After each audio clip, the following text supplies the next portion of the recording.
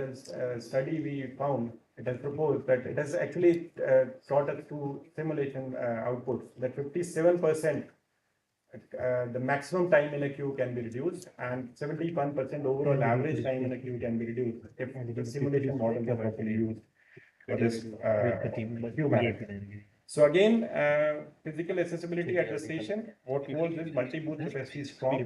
So most of the countries do have provision that one polling station, one polling area, one polling place will have multiple booths so that quantums of electors can be easily managed. Elector load cap, most of the countries have defined, but it ranges from 400 to 2000 plus in different parts of the world. So accessibility, if we talk of, Australian model we found very good. It is around 91% guaranteed accessibility at each polling station. Then queue modeling is something which can always improve your equity at the polling station, not just the aspiration part. So again, here the priority has to be designed for the search and also for everyone. So I'll close the first part of the proceedings here. Now we begin with the speakers for this first session, and I'll call upon Mr. Antonio Spinelli, Principal Advisor, International IDEA and IIDM Corporation, to please join us. And if he has any presentation to share, he can probably. So we have put you as co-host. So you can share your presentation and start your talk.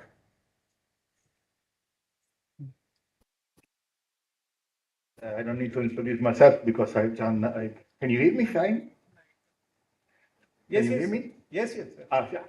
Sure. So I don't need to introduce myself because I've been introduced. But I would like to start by saying, first of all, thanking the Chief Electoral Officer of Jammu and Kashmir and his office for having organized this event. I was myself in Srinagar many years ago, so it's a privilege to be here today. I also wanted to congratulate for the rigor and depth of the research and the analysis that has just been presented, very impressive. And also, I was particularly pleased to see a reference to the electoral cycle. And as I was myself part of the team at International IDEA that conceived it in 2006, so it's a pleasure to see that 20 years on is still being relevant and referred to. So let me share the screen, but.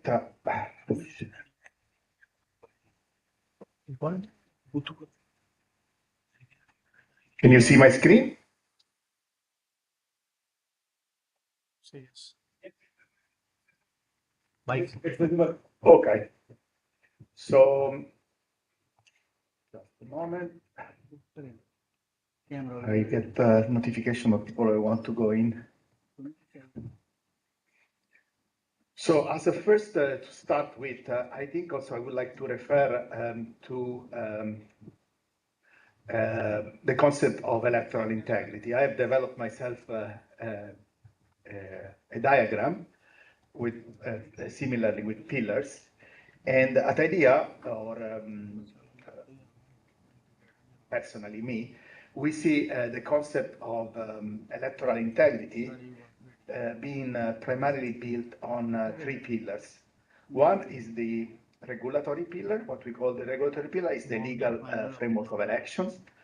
The second one is the operational pillar, which is all the infrastructure, the assets, the operations that lead to the implementation of the election.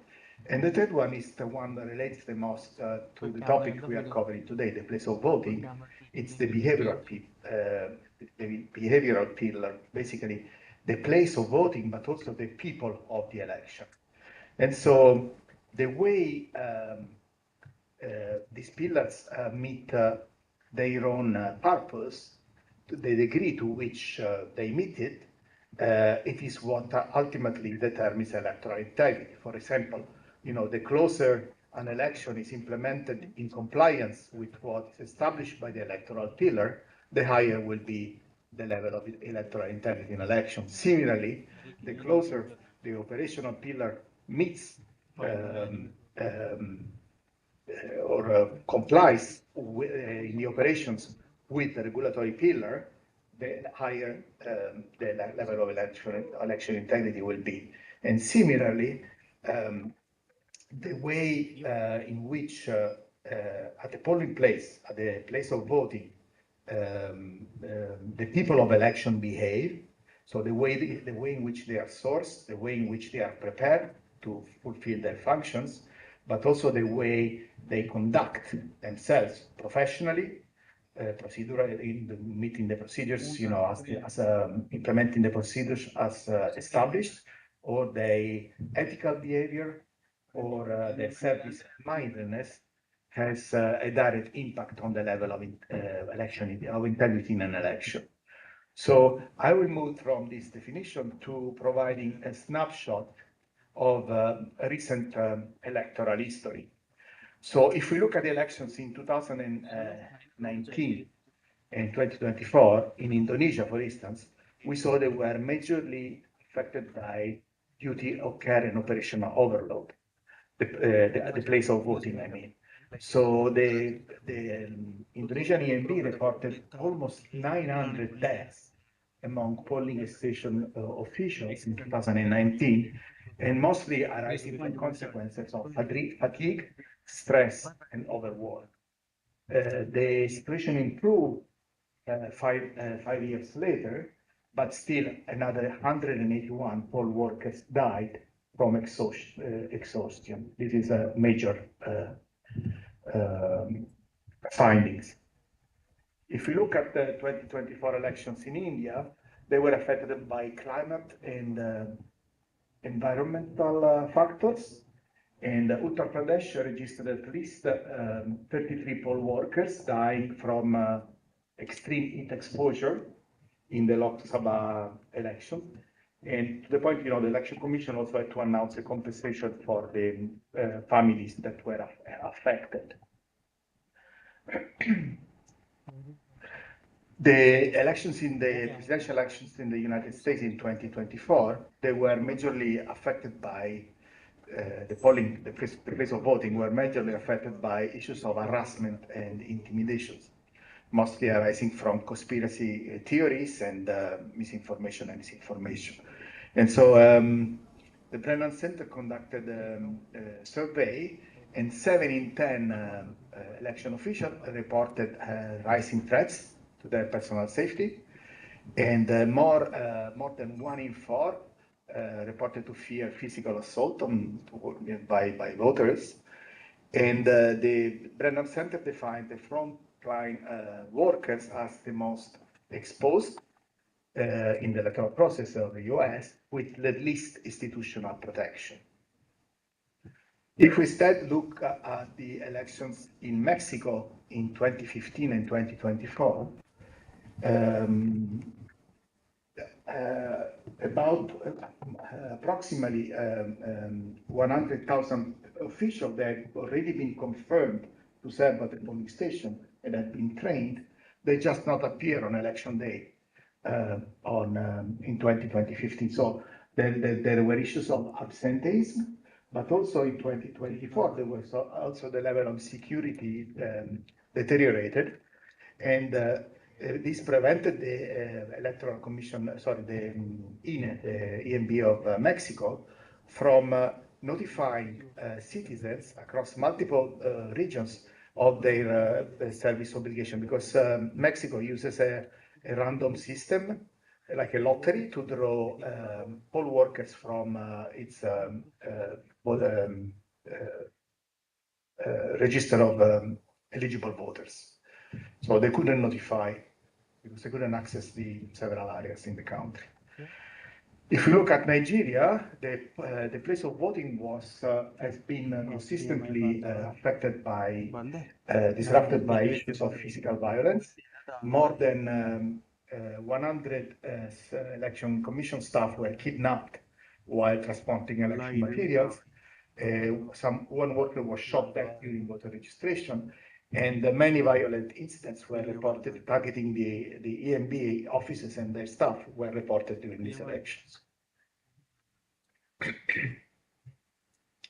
And lastly, if we see the United Kingdom in 2022 and 2024, we can see how the institutional burden placed at the place of voting was not met with commensurate support. What I mean is that there was a major electoral reform in 2022 where the polling station responsibilities were expanded. However, there was no corresponding adjustment to remuneration and support being given to the poll workers. So in a research, in a study that followed the elections, 73% of the administrators cited insufficient funding for electoral services, and 60% reported that they had experienced or witnessed abuse directed at polling staff. And overall, electoral staff reported intolerable stress in discharging their functions. So,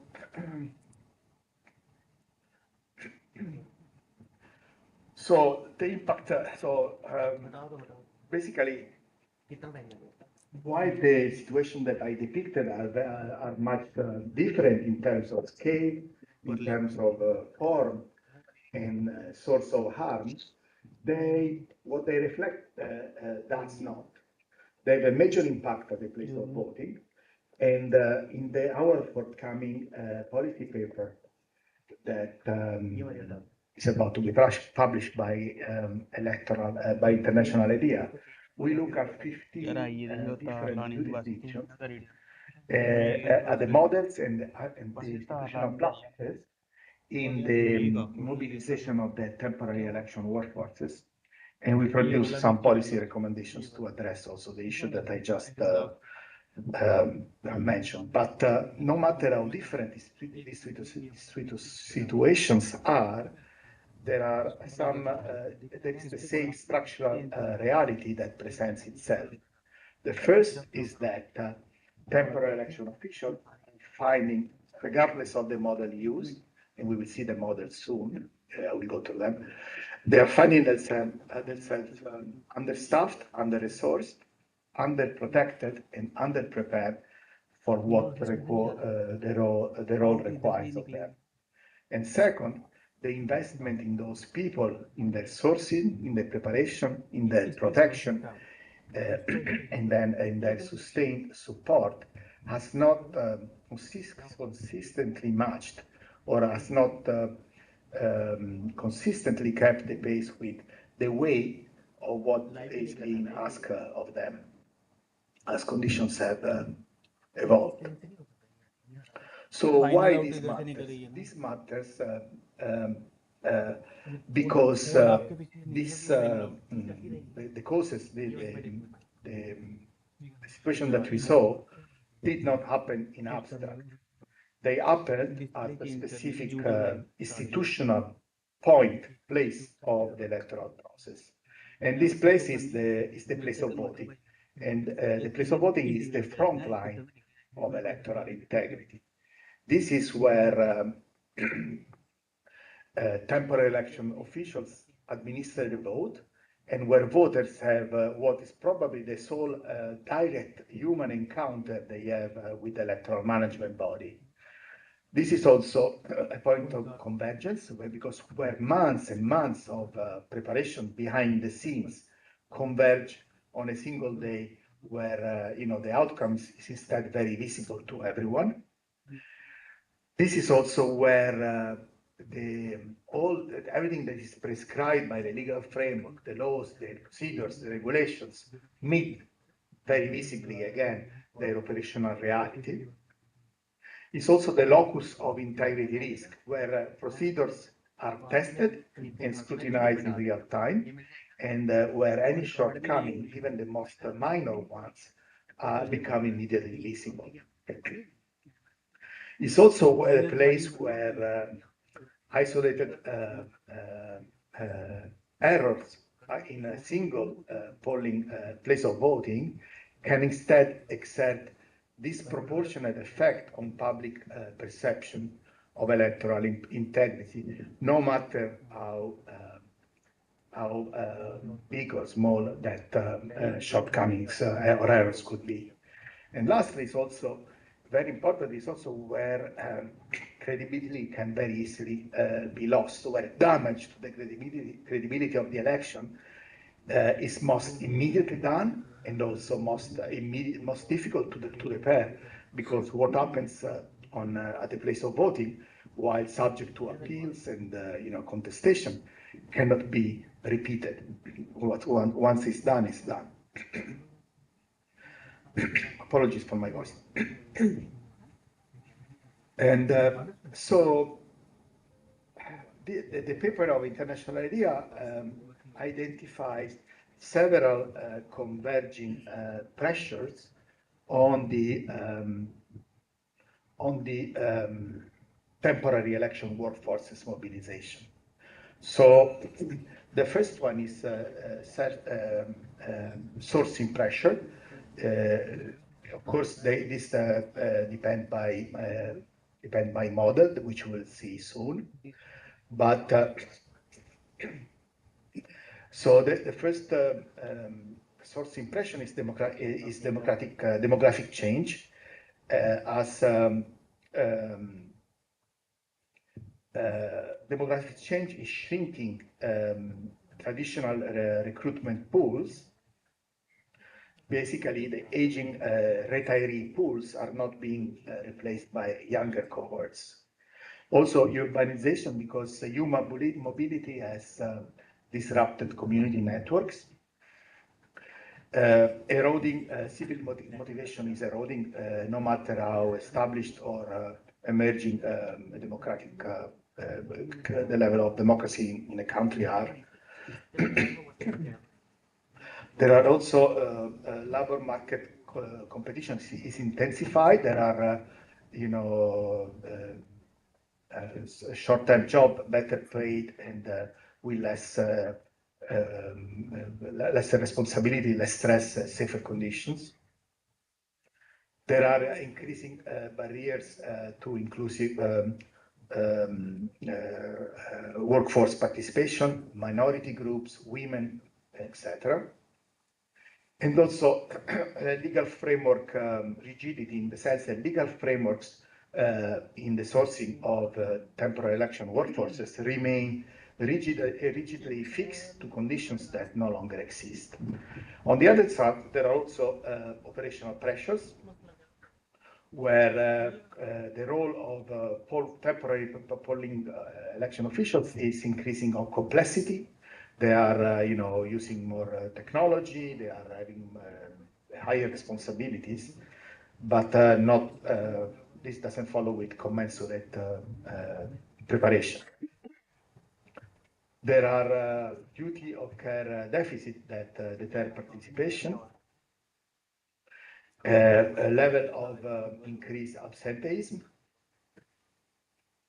And finally, there are also changes in the political and security environment, where political polarization and institutional distrust is rising, as well as efforts for foreign interference, coordinated harassment, and disinformation are spreading. All these have an impact on the temporary election workforces mobilization. So if we look at the models identified, clustered in the forthcoming policy paper of International IDEA, we have divided the models, we have identified several models according to the way the 15 jurisdictions examined assembled their temporary election workforces. The first one, the first one is the what we call the volunteer model, where it's temporary election workforces are assembled to open civil recruitment, and participants, despite being volunteers, they receive modest remuneration or reimbursement of expenses. So these are the models used by Australia and the United Kingdom. And the strength is that the openness of the system to civic participation and fosters community engagement and democratic commitment in the running of the elections. But the structural limitation is precisely what it makes it precarious, because civil culture and labor market conditions shift, and then hence, these jurisdictions have problems in securing the sufficient numbers at the polling stations. The other second model we have, we define it as community mediated, and it's used in Indonesia, Tanzania, and Timor-Leste. And basically, it's mobilization of election officials through local intermediaries, basically community structure, civil society networks, on which the EMB have to rely to identify and deploy their personnel. And so, on the good side, it leverages local social trust to extended institutional reach beyond the formal administrative capacity of in the implementation of the election. But however, the limitation is that this system makes the polling, the place of voting, susceptible, so vulnerable to capture. So there are also captured by political forces at the community level. So there are also an absence of mechanisms for retaining the experience that poll workers acquire across electoral cycles. The next one is civic duty system, where citizens are randomly selected from population registers, and they are legally required to serve, something similar to jury duty in several countries. They cannot, unless they have very valid reasons, they cannot, skip once they've been selected. And this system is used in Germany and Mexico, among other countries. And also, this is very important, eliminates the dependence on voluntary participation that is affecting other jurisdictions, but does not eliminate the motivation gap that compulsion introduces, because people are able to evade. And the enforcement willingness falls consistently short. The last, the fourth model is the one that India knows well. So it's basically election officials are drawn from civil servants and other public sector employees, and are seconded to the electoral management bodies for election duties. And the case examined are the cases of India and the Republic of Korea. And this has a very important strength, I would say, that delivers accountability through administrative discipline and also ensure there are no shortages.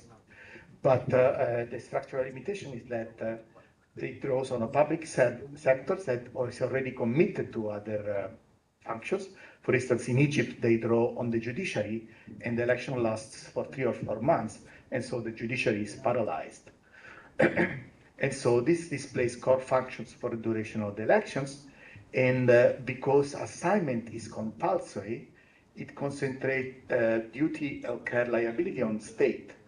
So, and this in some cases, as in India, has proved fatal, because once you are drawn to civil servant, if the heat conditions are extreme, you cannot refuse to serve. The fifth model is political affiliations, where officials are nominated by political parties, and typically these happen in proportion to their parliamentary strength. This model is used by Austria and the Czech Republic, among others. And basically, the strength is that converts the partisan interest in mutual oversight. So political parties are at the place of voting to police one another. But the logic holds only when party capacity is genuinely balanced.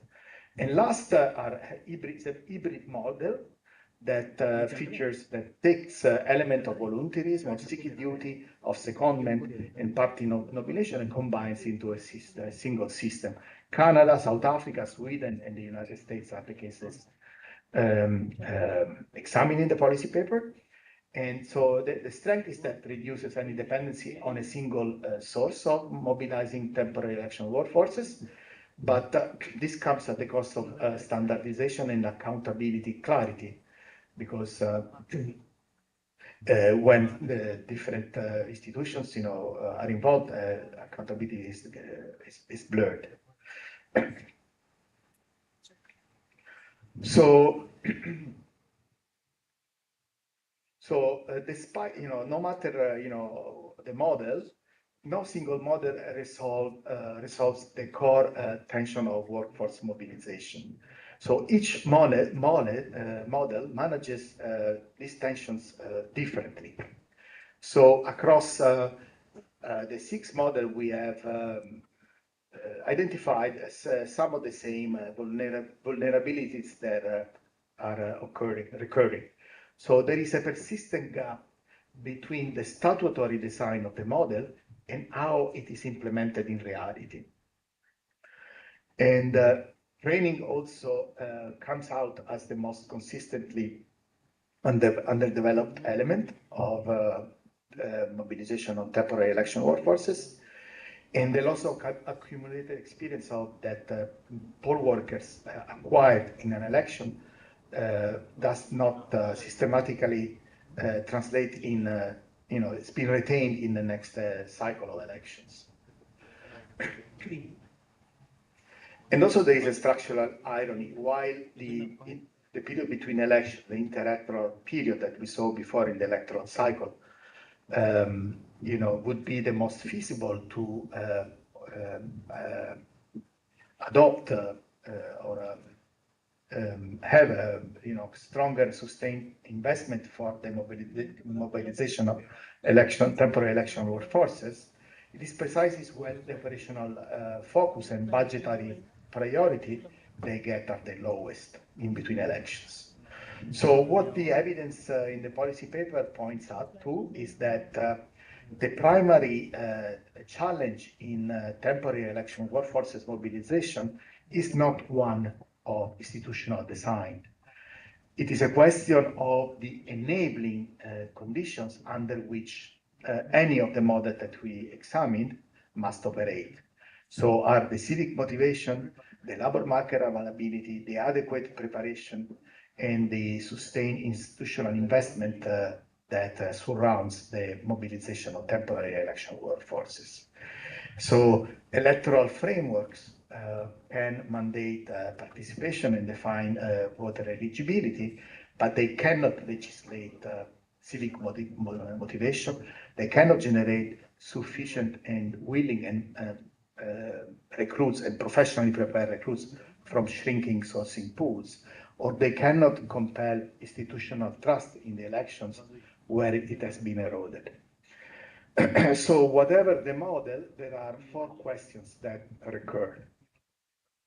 The first one refers to sourcing. How does an electoral management body attract sufficient qualified individuals in a labor market and civic environment that are shrinking and they are less supportive than they once were? In terms of preparation, how does an EMB prepare its workforces for a role whose complexity has substantially expanded? In terms of protection, how does an EMB deploy and protects its temporary election workforces under the conditions that include polarization, disinformation, and unforeseen disruption? And lastly, how does, in terms of retention, how does an EMB retain the operational experience that its workforces accumulate rather than allowing to dissipate at the end of each electoral cycle and having to rebuild it anew at the next electoral cycle? And so those EMBs that are more effectively positioned to respond to the demands of a changing environment places on those who are working at the place of voting, they can respond more efficiently by treating their workforce mobilization as a sustained institutional investment rather than an ad hoc recurrent logistical exercises. Because we must be reminded that while the engagement of temporary election officials is temporary, otherwise their impact of electoral integrity is permanent. So to conclude, the policy paper has identified several policy recommendations under different pillars. In terms of legal institutional foundation, their mobilization must be grounded in adaptive legal frameworks that extend rather than constraining the authority of the electoral management body. There needs to be investment in technology and data infrastructure to modernize electoral, temporary electoral workforces management, establishing also systematic inter-institutional coordination like it happened with COVID, among different entities to coordinate the mobilization of temporary election workforces. In terms of workforces sourcing and recruitment, there needs to diversify sourcing pools beyond traditionally in contracting recruitment bases. They need to reframe recruitment as a continuing institutional process, not as a pre-election exercise.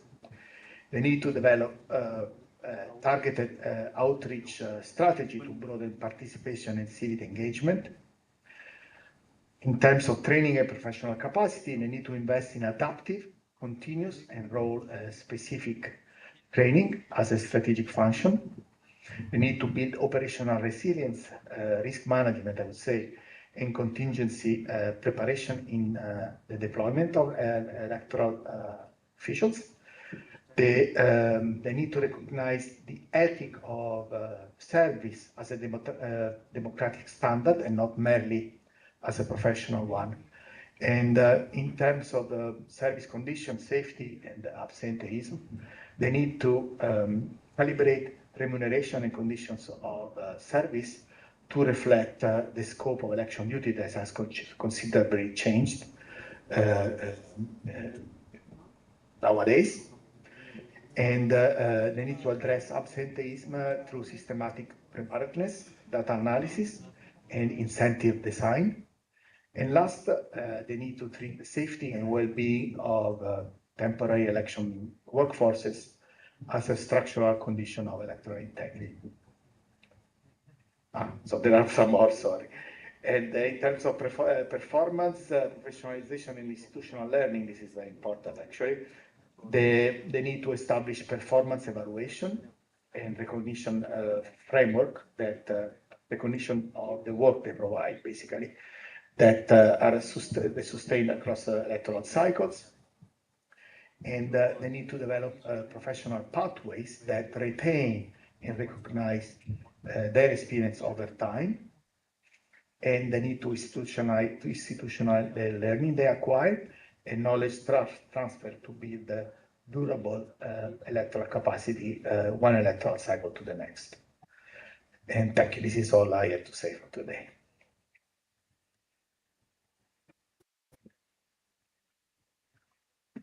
Thank you, Mr. Antonio. It was actually a treat to listen to you. You've actually given us a lot in the way of explaining various models of temporary election workforce, like how they are related with the demography and then urbanization and other civic motivation aspects. And these models will definitely be part of whatever we extend this study later on in maybe second phase. We'll go into the depth of this. And you have really very well described the place of voting is the front line of electoral integrity, and that is what is part of the thing which we are presenting through our findings in the form of report which will be making public later. So thank you very much. I'll now move to the next speaker. We have with us Dr. Rakesh Minhas. He's an Indian Administrative Services Officer. He's Deputy Commissioner of Jammu District in the UT of Jammu and Kashmir. And from the, in global terms and from electoral point of view, if I have to say, he's in charge of a jurisdiction which holds 11 electoral districts under him, and that's the largest number of electoral districts, electoral constituencies in our UT at present. So he is having lots and lots of experience with him related to elections only, and we are keen to listen to him. Welcome, you, sir.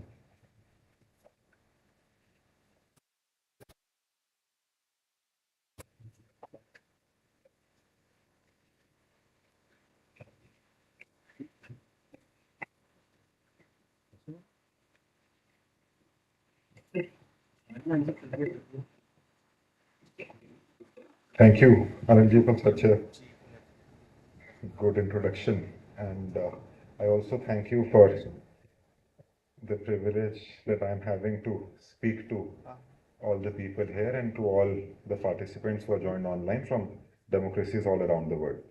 So I also thank Chief Electoral Officer Jammu and Kashmir. He is not here, but please convey my thanks to him. And it is indeed a pleasure and privilege to be talking to all of you. The topic that I have been given by Joint CEO Saab is that security, fraud prevention, and transparency in the Indian electoral process. I begin with speaking. I have a few numbers for all of us as well as people who are joined online. Indian elections are about scale, and the scale itself is the argument of Indian elections. In the 2024 general elections to the Lok Sabha in India, the Indian electorate was about 970 million people. This number is larger than the population of all the 195 countries in the world except one. Our electorate is more than that. 642 million people voted. 312 million out of them were women, which is the largest participation of women that we've ever had in our electoral process. We had more than 1 million polling stations, staffed by about 15 million officials, using more than 5.5 million voting machines in 7 phases over 44 days.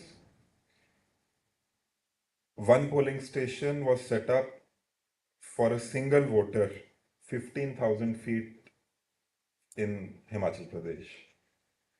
The principal effort behind that effort is very simple and absolute, that the vote of that single voter in Himachal or Ladakh or Jammu and Kashmir or in anywhere weighs as much as the vote of, say, a banker in Mumbai.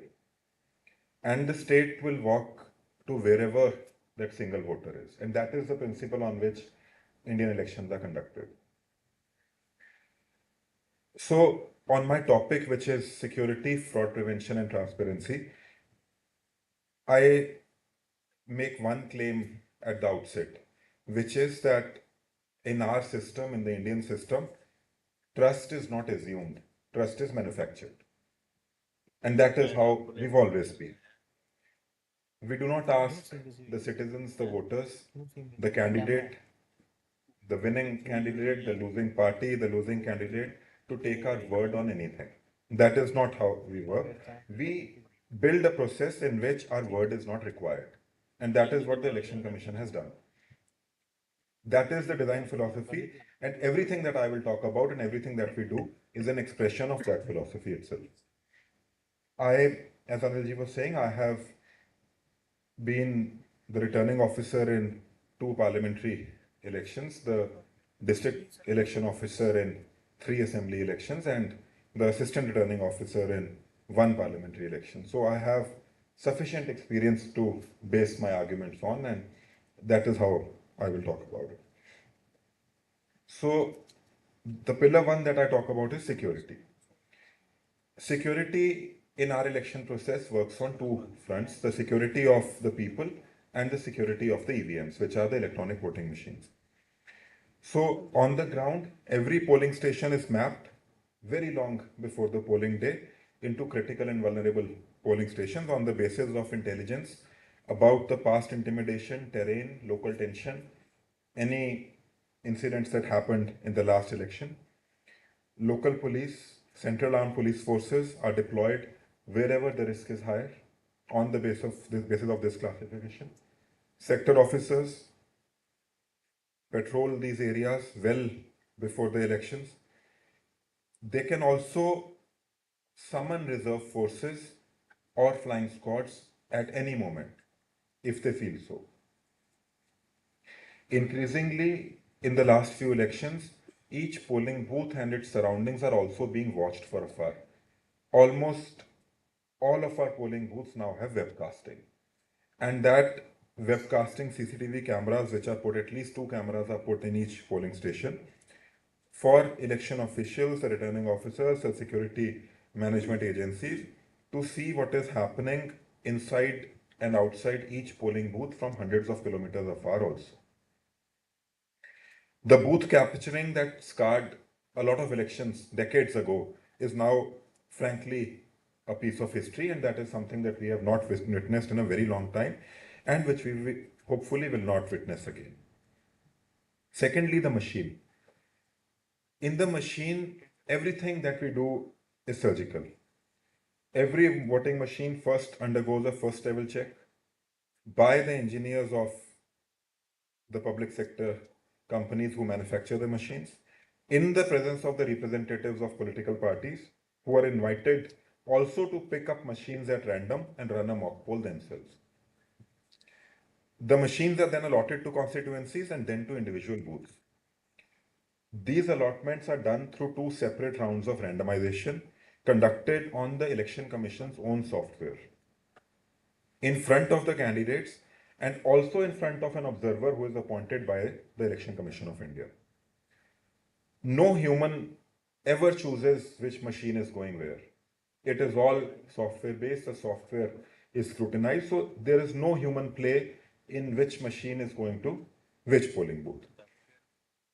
After the polling booths are decided and the machine is prepared, each machine is sealed by a serially numbered paper seal.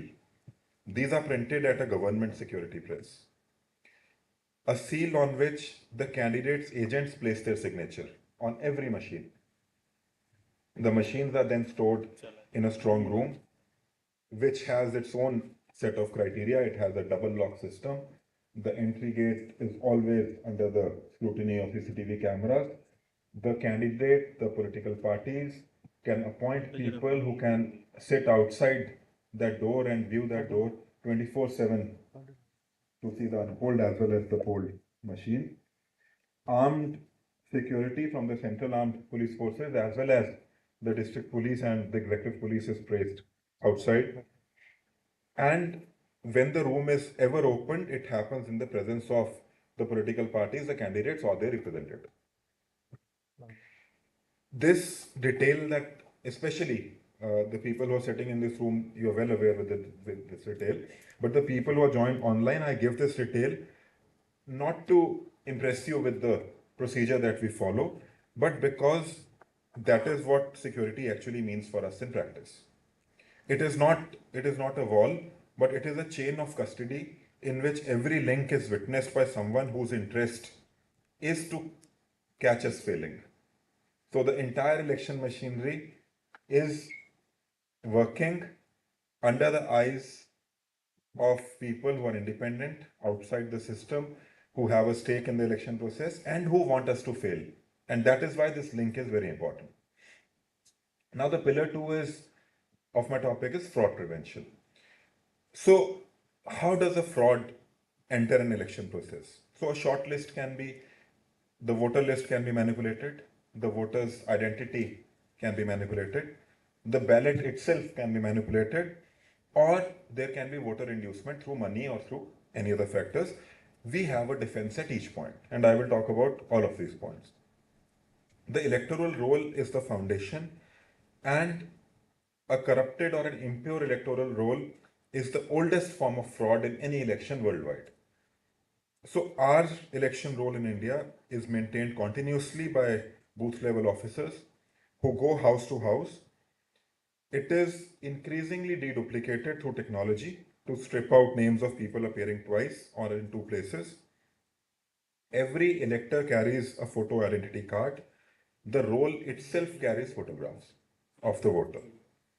At the booth, before a voter receives the right to vote or he goes to vote, everybody has the right to vote, sorry, but before the person votes, their identity is established. Their finger is marked by indelible ink, which will not wash off for days. Their entry is recorded in a register. Impersonation of a voter is now a thing of the past in the Indian electoral process. There is no way that anybody can impersonate a voter.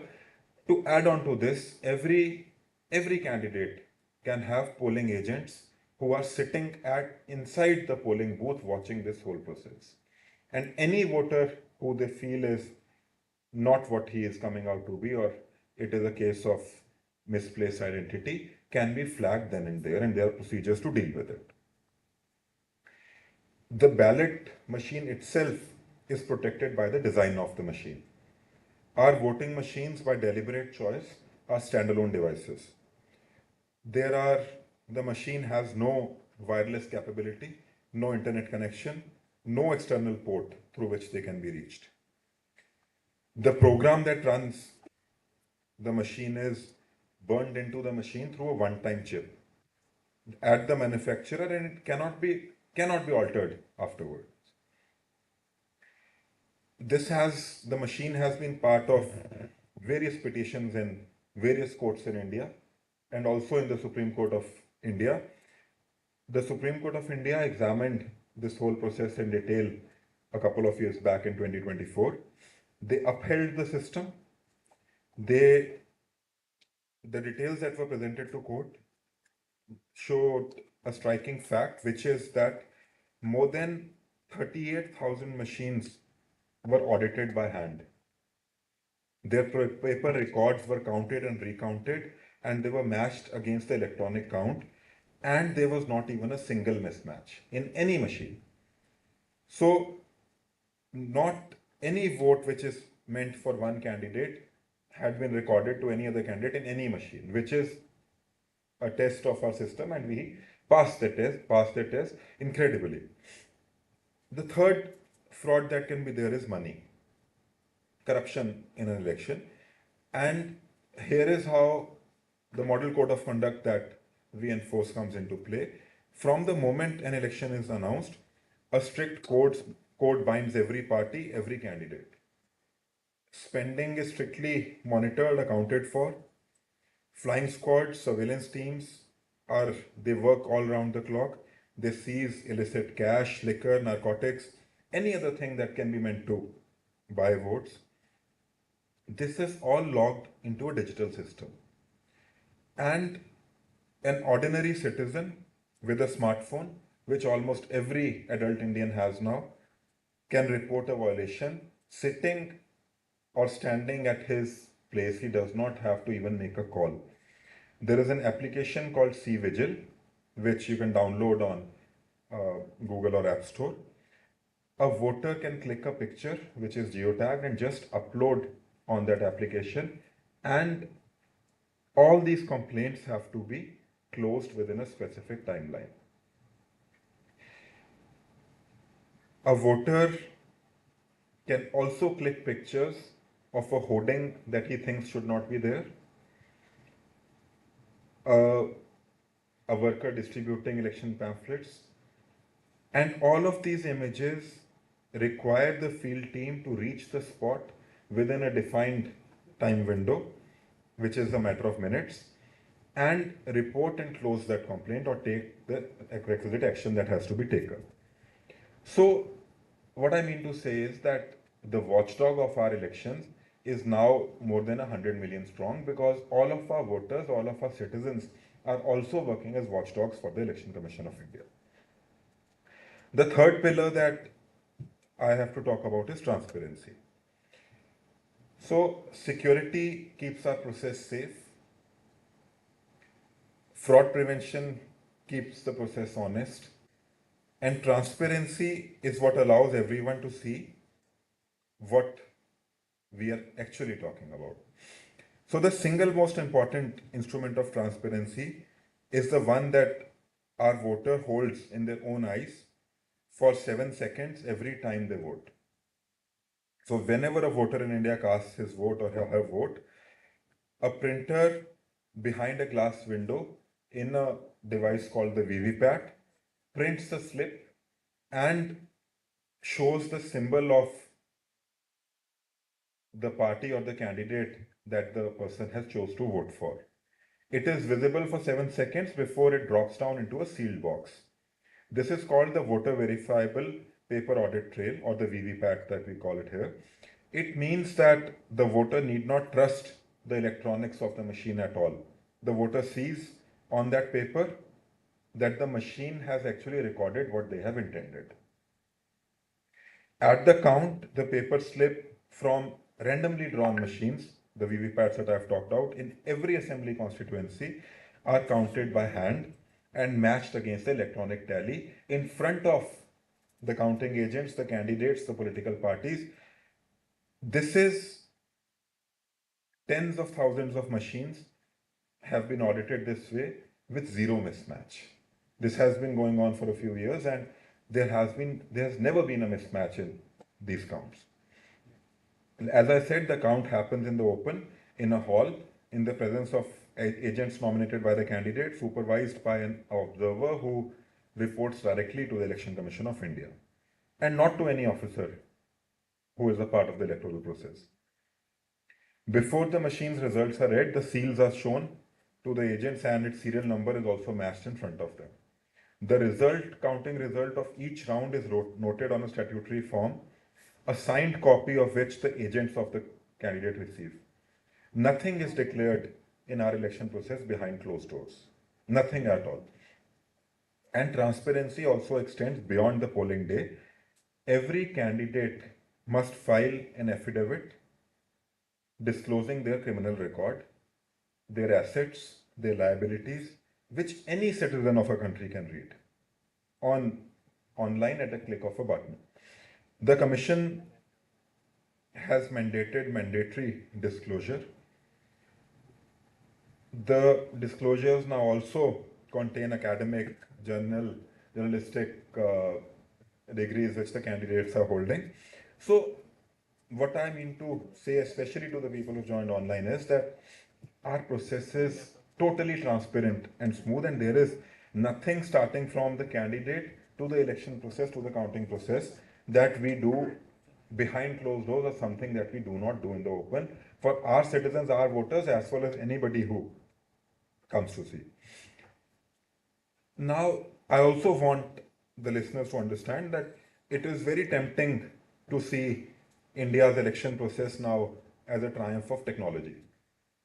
There are a lot of democracies around the world, and a lot of democracies who still do not use electronic voting machines. And it is a narrative to say that India's election is now a triumph of technology. It is, definitely it is. And that the technology is made in India, and we have come out with that technology. But let me also tell you that it is not just only a triumph of technology. The machine is successful and it is honest because of the institution around it, which is independent.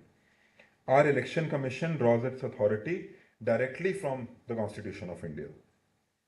Under Article 324, the entire election machinery of any state or UT which is going to poll, including officers, including me, including officers far senior to me, we all answer to the Constitution and to the Election Commission of India, not to the government of the day. The autonomy that the election machinery has is the real guarantor of the election process in India. The technology that we use only makes the autonomy visible.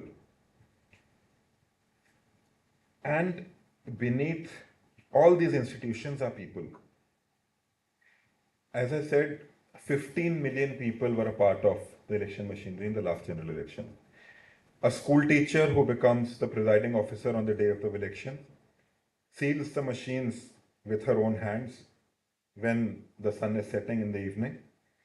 A sector officer who drives through the night with a spare machine in his vehicle. The returning officer who signs the result and is personally accountable in law for every figure that is mentioned in the result. I have myself been the returning officer, and I can tell you that what holds the system together at 2 in the morning in a counting hall or in the evenings when the elections are opening is not that code which is burnt into the chip. It is a culture which is drilled, documented, and very deeply held by all of us.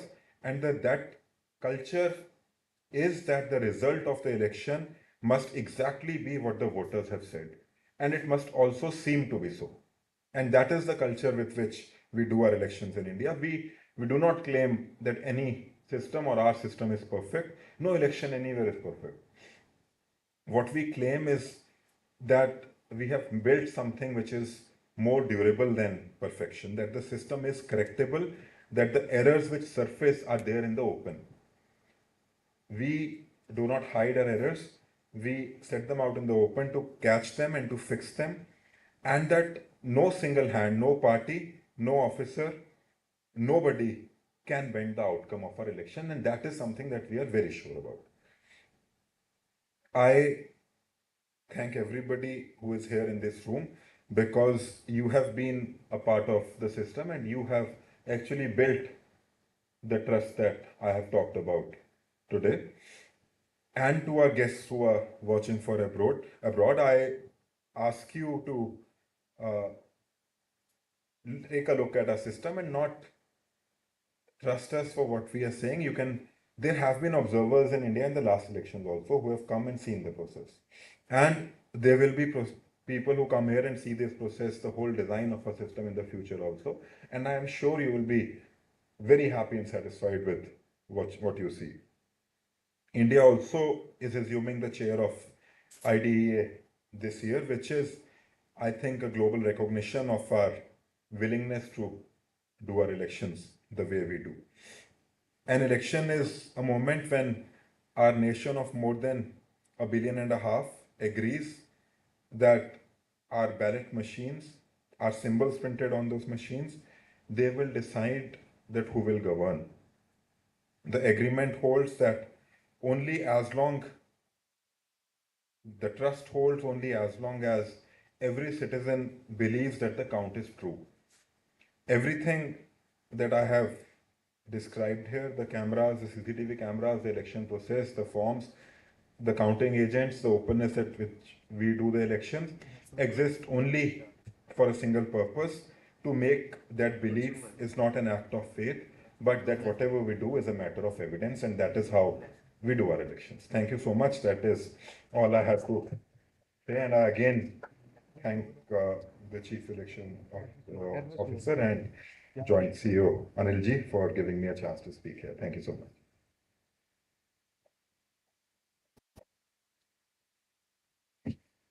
Thank you, sir.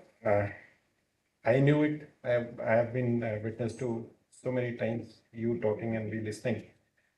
But for most of us, most of others, it would have been actually the first time they've heard. Like it's always a delight to listen to him because he has those skills of making things presentable, and then he presents details in a very simple manner, which are understandable by others. So thank you for bringing out the complete picture of the strengths in Indian system with which we actually move forward and have the inbuilt mechanisms to prevent towards the prevention of fraud and any mishaps during the election process. Before we go into the second session with pillar 3 and pillar 4, since we have speakers from both the speakers are here from our session 1, I would like to open it to the audience, online or physical, whosoever wishes any query, any question from both of them, so that we can then close this session, the first 2 tracks.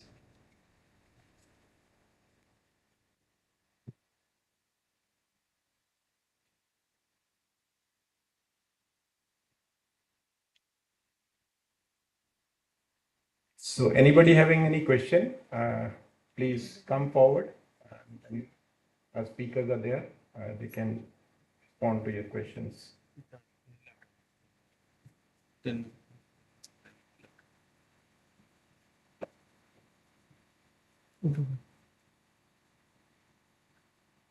Chat में ठीक है.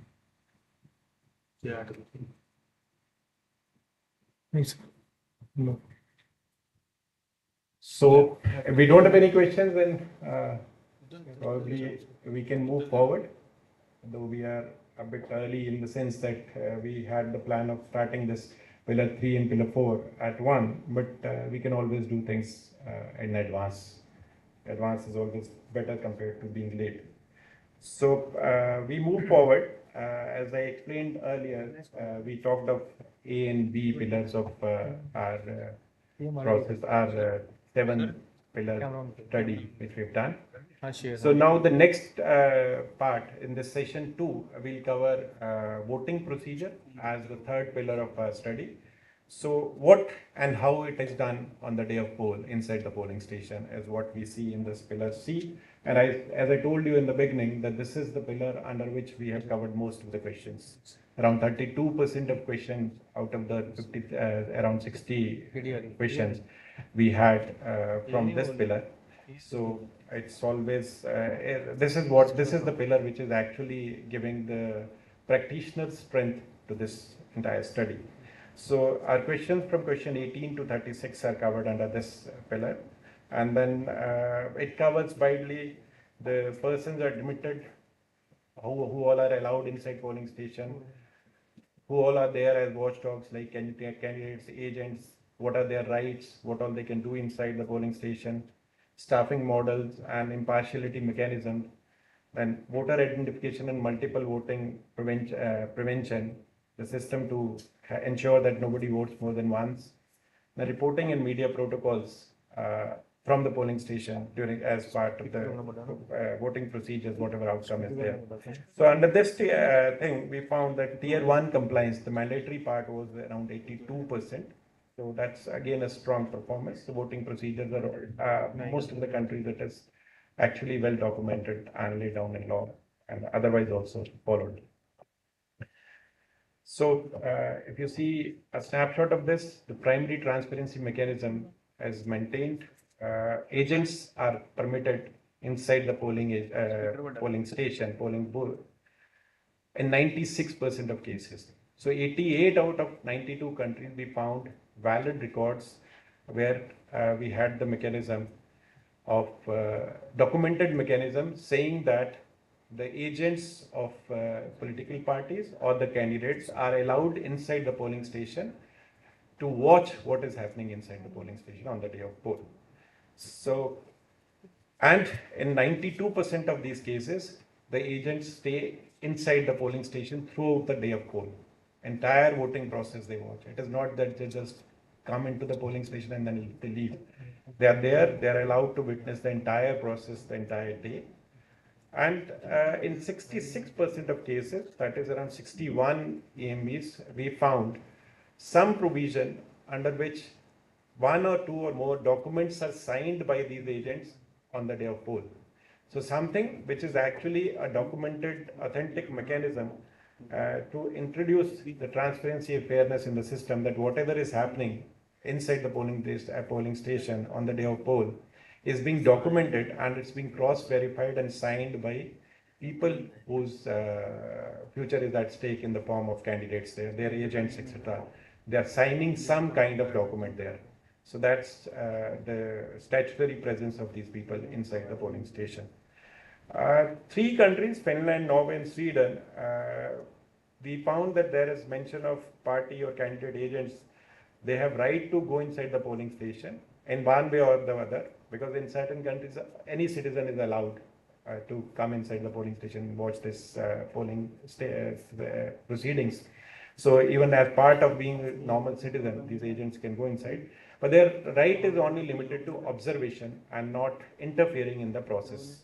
So this is one of the observations, but then that in no way puts the electoral integrity of these nations to a challenge, because they have other oversight mechanisms which actually overweigh the presence of or the interference of these agents inside the polling stations. So if we talk of access part, it's nearly universal. So 87% of the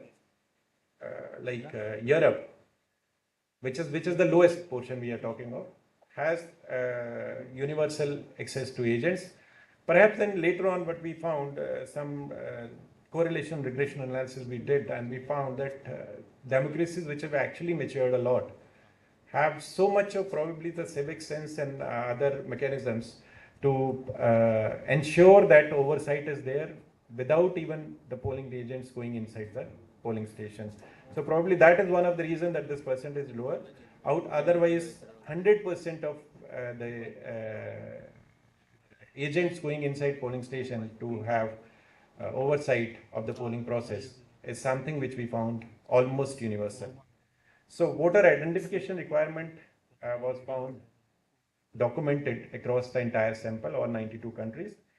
And only 14% of cases we found that there is a provisional ballot mechanism. In case there are some problems, then there is a provisional ballot mechanism existing only in 14% cases, something which is a procedural gap. Or maybe there are mechanisms which we could not note because the study was limited to the things which we found from the open space rather than the EMBs actually responding to these direct questions. So it holds that multiple voting prevention combines role making, role marking, indelible link, and increasing biometric checks. And then a formal oath or impartiality of officers is still absent in roughly 3/4 of the system.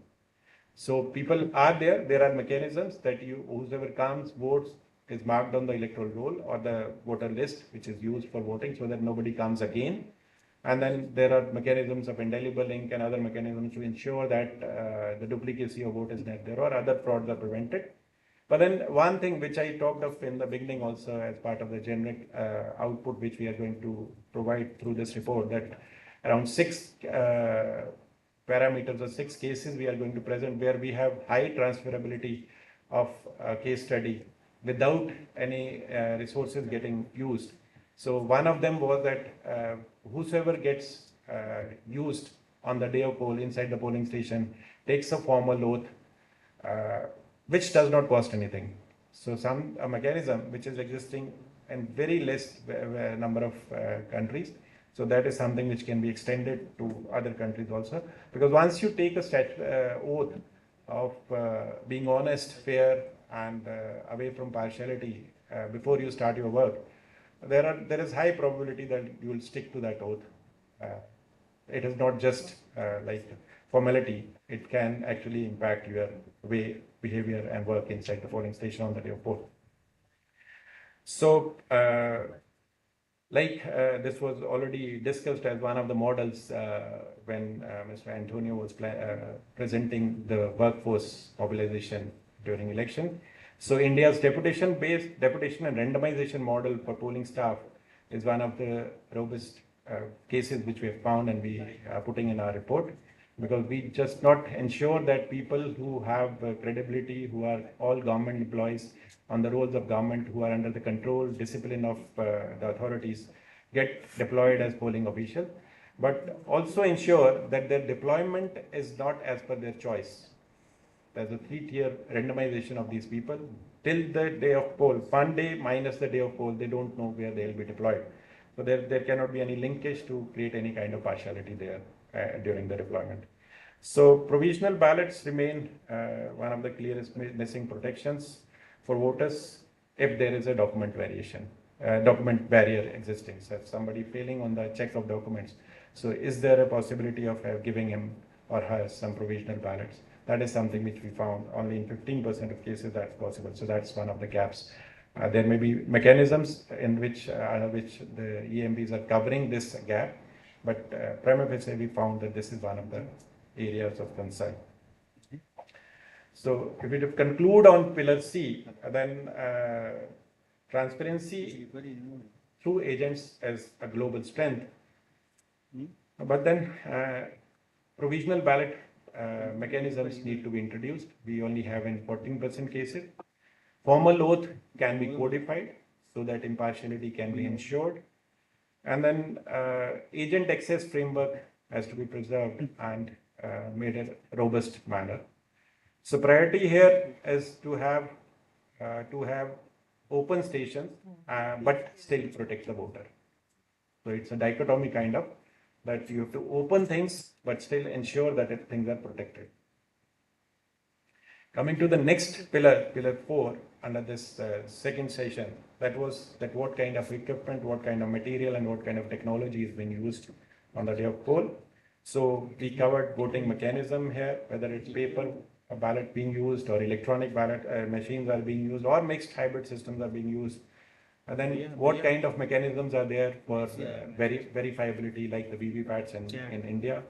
So what kind of pre-poll checks are there? How much the involvement of agents is there in this process? Complaints and challenges, how they are handled in case they are there on the day of poll as part of the poll procedure. So if we see the extent of coverage, the paper ballot rules the globe still at present. So 89% of the countries use paper ballot, either completely or part of the system is paper ballot based with hybrid system. Complete electronic systems, 4 good examples: Bhutan, Brazil, India, and Venezuela. And then 6 examples we took from this: Belgium, Bulgaria, France, Kazakhstan, Philippines, and USA. So that's the donut shows you the extent of coverage of different technologies of voting as part of the voting procedure. So 5 out of the 10 electronic, the countries where electronic machines are used, only 5 use the verifiability mechanism like the VVPAT. So other 5, all 50% of them don't have any verification mechanism. They're just using the machine and you don't know where the vote is going. So overall, if you see, there are 7 countries which deploy paper audit trail in form of VVPAT or some other similar mechanism. And 27% of the Asian systems are using electronic or mixed voting. Perhaps amongst the regions, this is highest, which is not actually, it's a highlighter here because normally the Asian region is otherwise on lower side of various other parameters. So here in under this pillar, what holds is that Germany, Netherlands, Ireland, they probably all withdrew the electronic voting after governance and transparency tests were failed.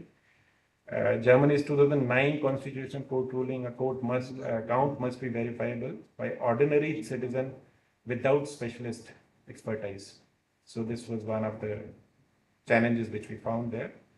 And then Indian model of EVM and VVPAT, what the previous speaker explained in detail, that how for 7 seconds you can see where you have casted the vote, and that gets recorded on a paper slip and is kept as a repository for even further verification during the process of counting in case there is a challenge. So another model is Brazil's Urna Electronica, which relies on digital hash authentication, and it takes a different route for verifiability of the votes which are cast.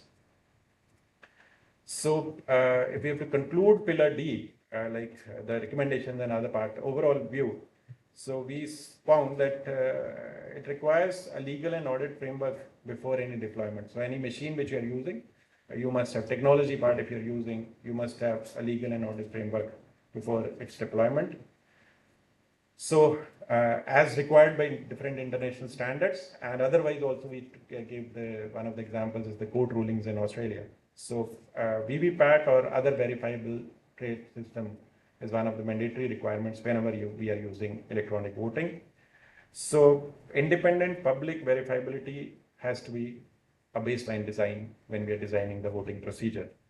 So 74% tier 1 compliance was covered under this 4th pillar. So with this, I've given you the overview of what we have done under these 2 pillars, which have to be covered in this session. So I'll now call upon our next speaker, Katia Lasishvili, the Central Election Commission of Georgia, from Central Election Commission of Georgia, and she's chairperson of District Election Commission of Gladney. Please ignore my pronunciation. I might not have actually spoken the way it is spoken. So you're welcome, and we have again hosted you as a co-host. So if you have any presentation to make, you can please begin with doing that. Good day, everyone. First of all, thank you for this wonderful opportunity to be here to attend this conference. Do you hear my voice well?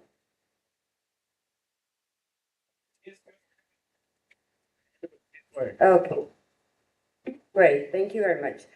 Unfortunately, I don't have a presentation today, so I'll just have my speech about how it's going on in Georgia and how we prepare for this day. So voting will be held from 8 a.m. To 8 p.m. on a polling day, but in general we have divided this day into three parts. For example, from 6:45 until 8 a.m. we have preparation hour and 15 minutes before we get started the voting.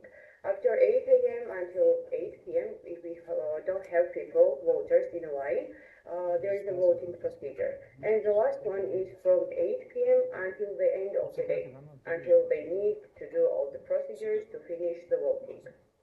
Let's start from the morning how we prepare for that. The voting procedure will be carried out in accordance with established sequence. Before the opening of the polling station, the chairperson of the Precinct Election Commission shall collect from the security police on the basis of an acceptance and delivery act the electronic devices, election documentation, and inventory stored in the polling group. The precinct got these kind of documents and all the machines the previous day of the election day. After the opening of the polling station, the Precinct Election Commission separately carries out some relevant procedures. Polling station, as I said, opens at 6:45, and the members of the Precinct Election Commission are obliged to arrive at the polling station on time. The Commission is authorized to begin the preparatory procedures for voting if at least 7 members have arrived. In case the number of members of the Precinct Election Commission is less than 7 members, the information shall be immediately provided to the District Election Commission, and they must act in accordance with the decision of DC. After that, the Secretary of the Precinct Election Commission must open the record book and enter on the first page the names and the surnames of all members of the Commission present in the polling station. The Commission members shall confirm their registration in the record book by signing their signatures. Immediately after opening of the polling station, except the members of the precinct, there are some people who may present in a building, and we must check if they have the valid documents with them. These people must be members or representatives of the CEC, Central Election Commission, and the relevant District Election Commission.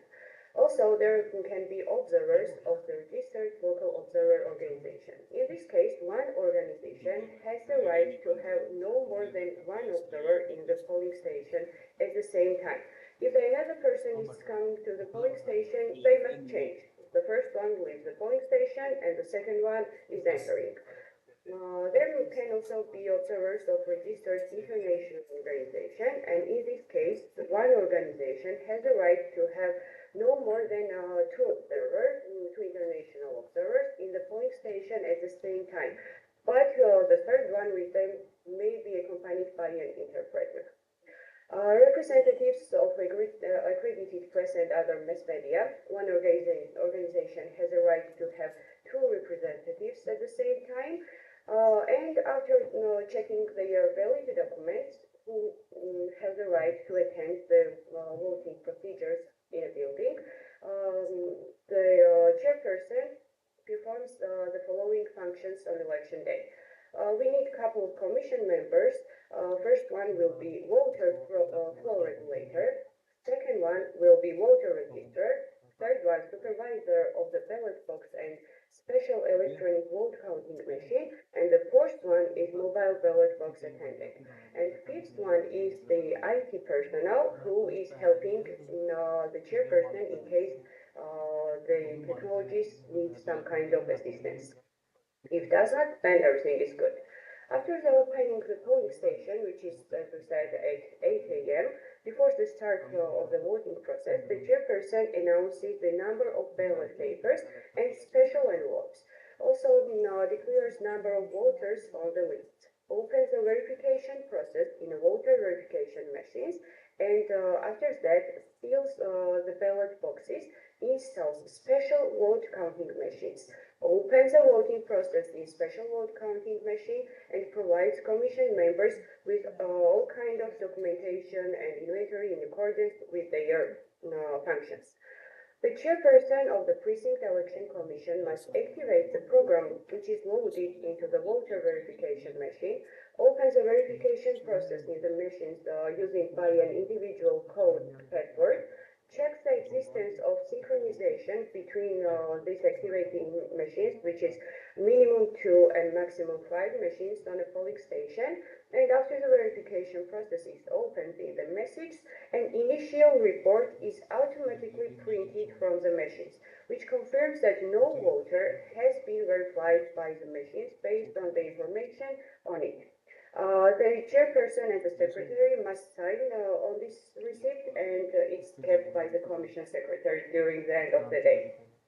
After the instructions of the Precinct Election Commission, chairperson of the one of the voter registers prints from the voter list from the verification machine, and this commission secretary posts this list in a visible place in the polling station building along with the demonstration protocols. After that, chairperson checks the main and portable ballot boxes both, and after confirming that the ballot boxes are empty, installs the special electronic vote counting machine devices on the main ballot boxes. After that, this person seals the main and portable ballot boxes with individual number seals, and the main ballot boxes are sealed in such way that it's really impossible to remove the special vote counting devices installed on them. Place or maybe remove the ballot paper manually from the ballot boxes without damaging the seal. After that, attach the cover of the ballot paper slide to the special electronic vote counting device, and after sealing, activate the program which is loaded into the special vote counting machines using by a special key. Open the voting process in the machine using an individual password. After opening the voting process in the machines, it's a zero statement automatically printed from the machines, which confirms that according to this receipt, no voter has voting by using these machines. The chairperson of the Precinct Election Commission shall hand over election documentation and materials to the commission members in accordance with the functions to be performed during the voting process. The member of the commission regulating the flow shall be given an ultraviolet lamp for checking the marking. Each member of the voter register commission shall be given 50 ballot papers, and the register shall check the accuracy of the number of ballot papers in the package, that is really 50 and not more or maybe less. And after that, they confirm by signing the act of the acceptance and delivery. Also, the register needs a special marker for filling in the ballot paper to just explain the procedure how the voter must fill up this ballot. Also, a special frame envelope that covers all columns of the ballot. Marking foot, which is used on the right hand on a finger, and writing pen to sign the receipt, which is printed from the verification machine. Also, an office box, which is intended for placing receipts confirming voters' verification. And all the procedures are before 8 a.m.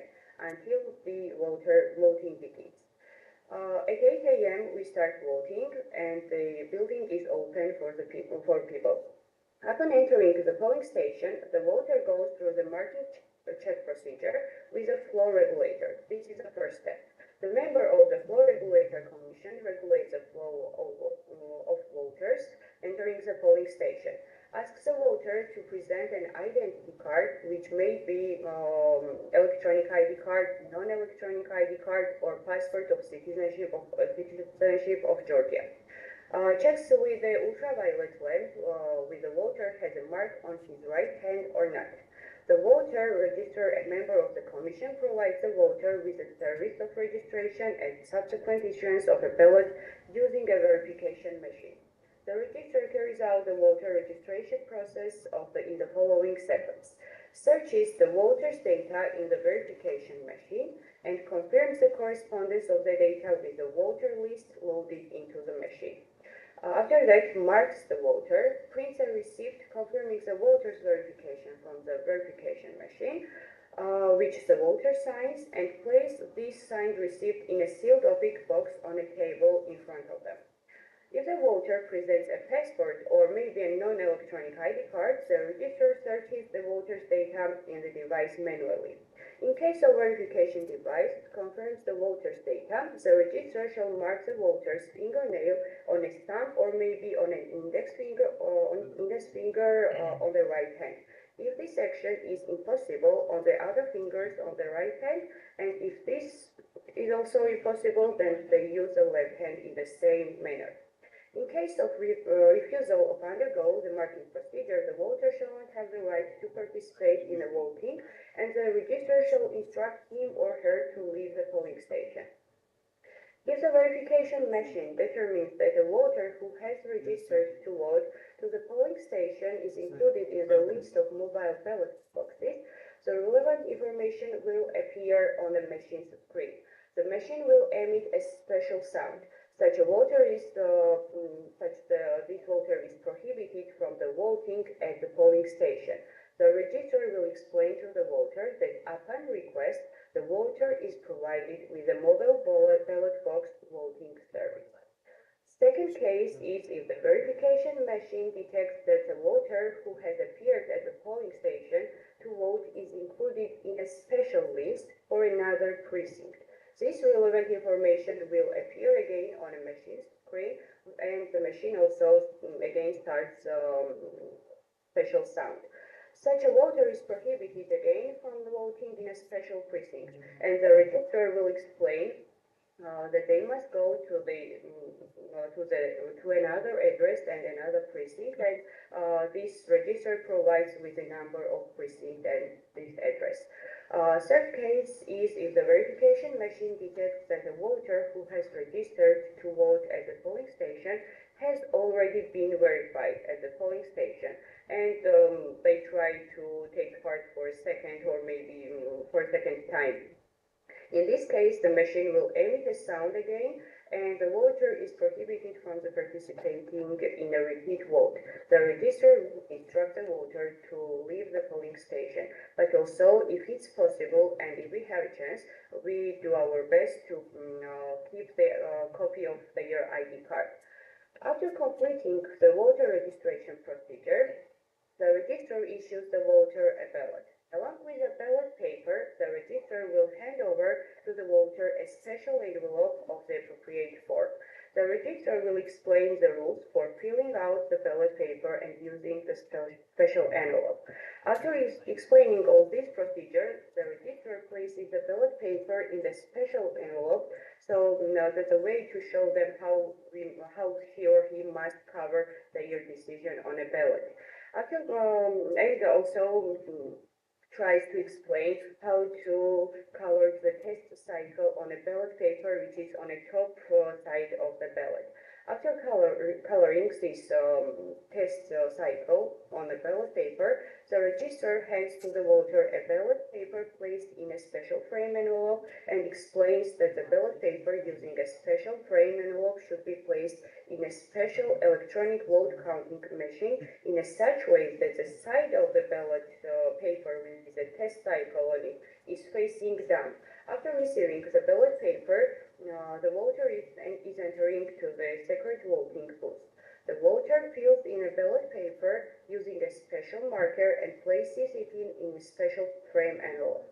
Voter goes to the main ballot box after this procedure, and the member of the commission supervising the ballot box and the special electronic vote counting machine explains to the voters the procedure for placing ballot in the machine. The instruction is like this.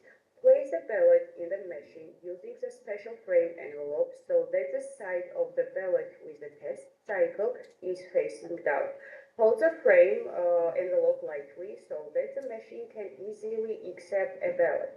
Wait until the message appears on a screen. Your vote has been accepted, and only then it is possible for the voter to leave the polling station. In order to determine the number of voters participating in the voting, upon the instruction of the Precinct Election Commission chairperson, one of the register prints a receipt from the voter verification machine 5 times in a day: 10 a.m., 12 p.m., 2 p.m., 3 p.m., 5 p.m., and 8 p.m. The final receipt showing the total number of voters participating in the voting is printed after the voting process is completed. So, for example, the voting process, as we said, ends at 8 p.m., but unless the voters are already in line to vote, as soon as the last registered voter is in line, has cast his vote, the voting is declared closed, and upon the instruction of the commission chairperson, one of the registers prints the final report from the verification machine showing the total number of voters participating in election. After the ballots form, after that, the ballots which they got from the portable ballot box are placed in the main ballot box in the electronic vote counting machines. Immediately after the end of the voting, the chairperson and members of the Precinct Election Commission begin preparations for the tabulation of voting results. For this purpose, the following procedure shall be carried out sequentially. Placement of ballot papers from the portable ballot box into the main ballot box through the electronic vote counting machine. Receipt of preliminary voting results through the electronic vote counting machine. The polling station after that is preparing for the vote counting procedure, and the vote counting commission is established before opening the main ballot boxes. The next stage is the sealing of election documentation. The main ballot box is open and the ballots are counted, and after that they are sealed. Chairperson of the Precinct Election Commission sends the data on preliminary voting results to the CC via a tablet. For this purpose, he connects the memory card to the tablet, on which consolidated data on preliminary voting results are transferred. The chairperson of the Precinct Election Commission is in the presence of the commission members and persons authorized to be present in the polling station, checks the integrity of the seals of the main ballot boxes and opens the main ballot boxes. The counters mix the ballot papers removed from the main ballot boxes and begin the procedure. The counters must pack and seal all the ballots together. The package must indicate the name and number of the district and precinct election commission. The number of ballot papers placed in the sealed envelope, and the sealed package is signed by the counters and the chairperson of the commission. So according to the election code, there must be at least 3 counters and of course 1 chairperson. So in total we need 4 signature that these documents are truly sealed according to the rules. The chairperson of the Precinct Election Commission is responsible for the implementation of this procedure, of course. After that, the results of the polling station are confirmed only by the summary protocols of the polling results and the Precinct Election Commission drawn up in accordance with the rules established by the Election Code. The summary protocols of the polling results of the Precinct Election Commission are printed on paper with protective marks. The protocol is assigned an individual number, and the summary protocols of the polling results of the precinct reflects the following information in printed form: name of the elections and date of voting, number and name of the electoral district, and number of the polling station. The electoral district is already printed, but they need to fill the gap of the number of this precinct. In column number 1, the number of voters is in the unified list. Number column 2, the number of ballot papers they received from the District Election Commission, name of electoral subject with the serial numbers and how many votes they got, and year and month of the protocol. The Precinct Election Commission is obliged to send a photocopy of the summary protocols of the voting results to the CC immediately after filling out the protocols using the tablet at its disposal. And the tablet is only one machine which has the internet. Of course, the verification machine and vote counting machine does not have access to the internet. For this purpose, the chairperson of the Precinct Election Commission will take photocopies of the summary protocols of the voting results and send them to the CC using the application, which is specially loaded on a tablet. The Precinct Election Commission chairperson, deputy chairperson, and also the electronic equipment technical specialist, together with other documentation, shall, on the basis of the Acceptance and Delivery Act, deliver to the District Election Commission warehouse the following and to authorized person the following machines: voter verification machines, special electronic vote counting machines, tablet, and of course the sealed boxes placing voter verification receipts printed from the verification machines. So in total, as we said, verification machines must be at least two and maximum 5 in a precinct. So each register has its own this opaque box.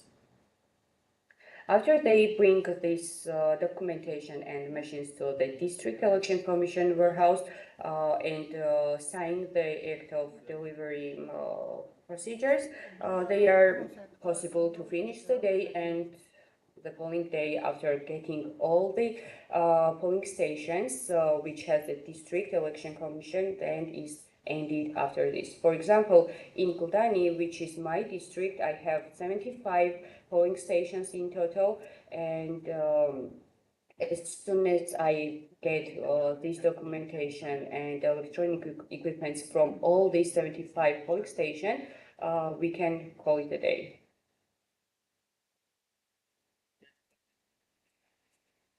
Thank you for your attention. Any questions? Thank you very much. If we have any questions related to a talk or anything you want to otherwise know about our EMB or the nation itself, you are most welcome to ask her.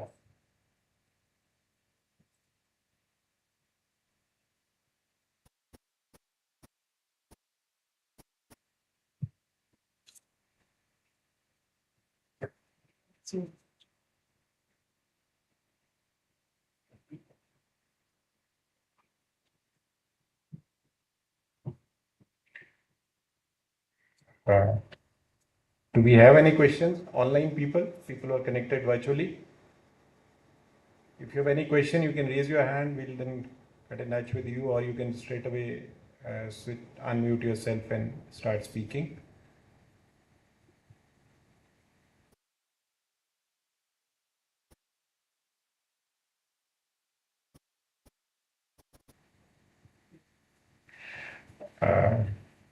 Okay, then I think they've probably understood everything what you've told, so which is a good sign actually.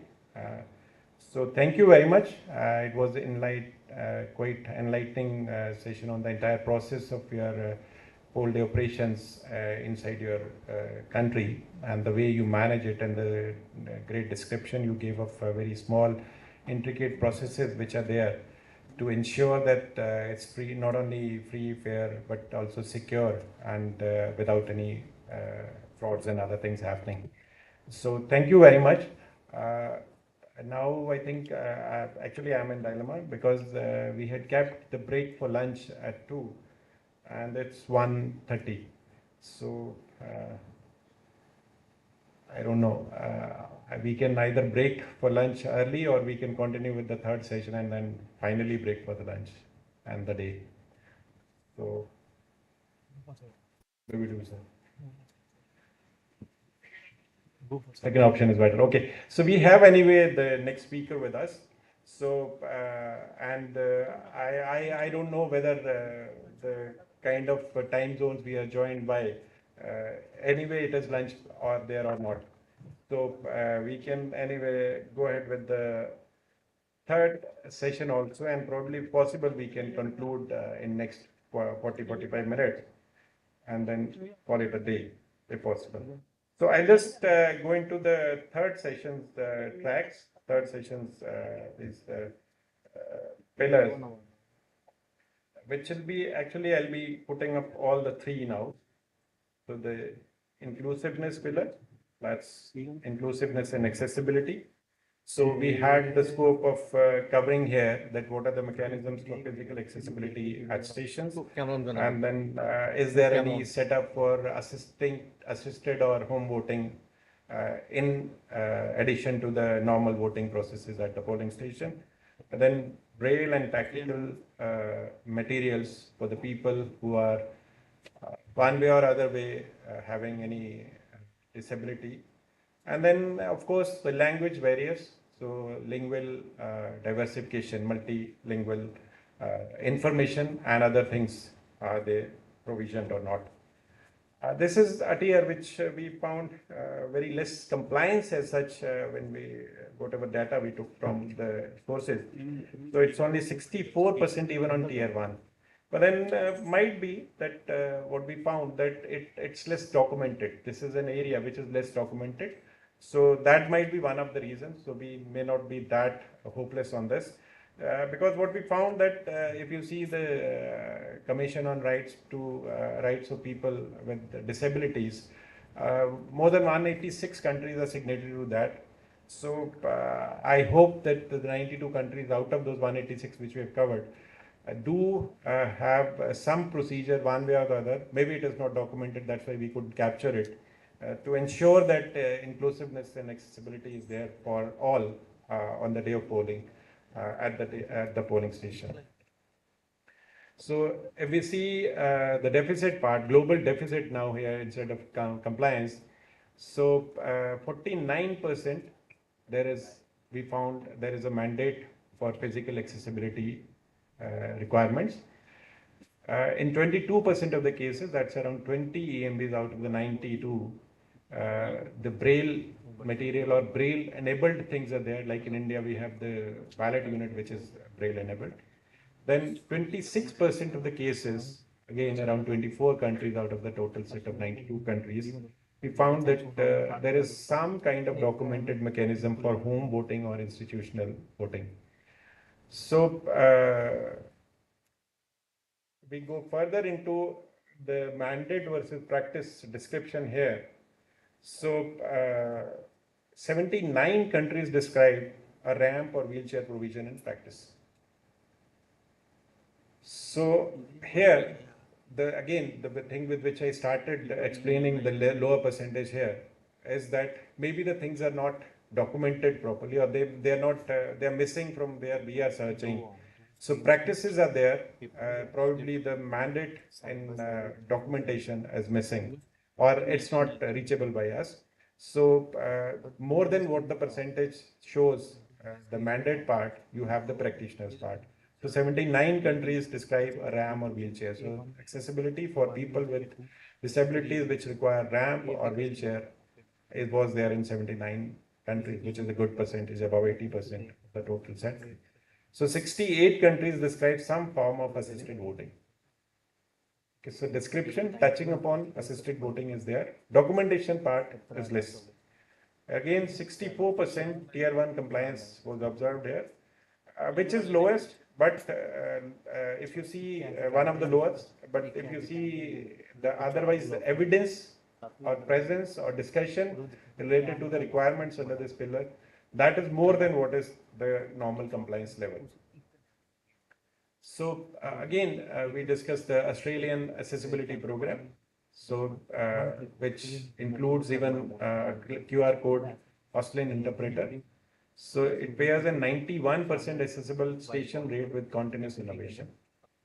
So Canada, France, and Mexico, they have mechanisms of tactile ballot templates, which can actually, using which you can use the normal standard ballot also, enabled for the people who require braille or something like that. So these are kind of frames which can fit it on the normal ballot, and then the engraving on that, the braille, etc., can be used to cast ballots, normal standard ballots using these practical ballot templates. So you have to watch. Most inclusiveness gains require an administrative decision to prioritize, not significant capital. So this is something which is, again, the transferability level is very high. So once you establish that you require this thing, most of the cases, the capital requirement may be very less, but it is administrative will or probably putting a proper mandate to do things which matters here. So barrier rarely is cost in inclusiveness and accessibility. It's probably the absence of mandate and systematic verification part. So what we need to do here is that have physical accessibility mandates universal, not majority. So provide braille and tactile templates at every polling station, not partially again. Deploy multilingual materials and home voting wherever applicable. So language should not become a barrier to understand things. So priority again here is that you need to ensure universal inclusiveness and the field first priority. So actual implementation on the ground, not just even in the documentation. The next pillar which we covered was related to security and transparency. Partial talk you had from DU Jammu. So here we try to ensure that what are the physical security and police authority presence in the day of polling, presence of observers, agents, access in order to ensure transparency part, results publication, transparency mechanisms, and then what is the chain of custody during transit, whether it is pre-poll, post-poll, or during the poll. So we had the compliance of around 80% here. So 91% of the EMBs recorded a police or security presence on the day of poll at the polling stations. So primary observer access is one of the core transparency requirements under this pillar, and 100% public results pathway, every country was present in the sample. So the way mechanism through which the result gets disseminated to the public.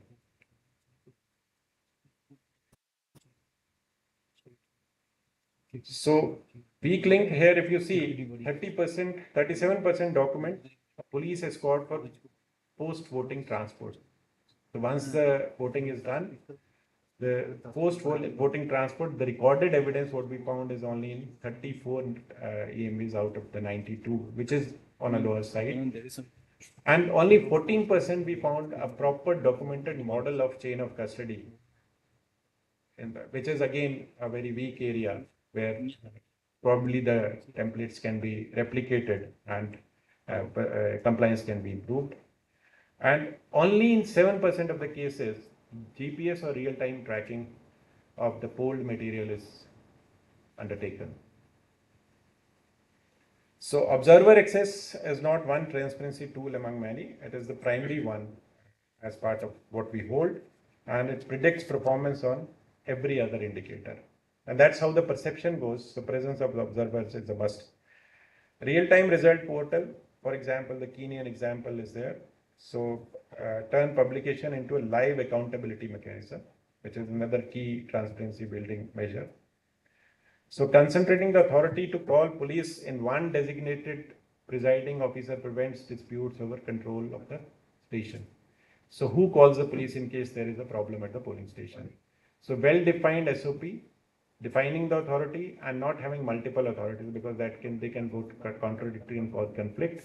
So concentrating, because returning officer, presiding officer is the main person there chairing everything on the polling station. So concentrate that authority with him only. The thinnest documentary record is precisely where post-election forensics most often find irregularities. So that is something which has to be kept under watch and taken care of and further improvement.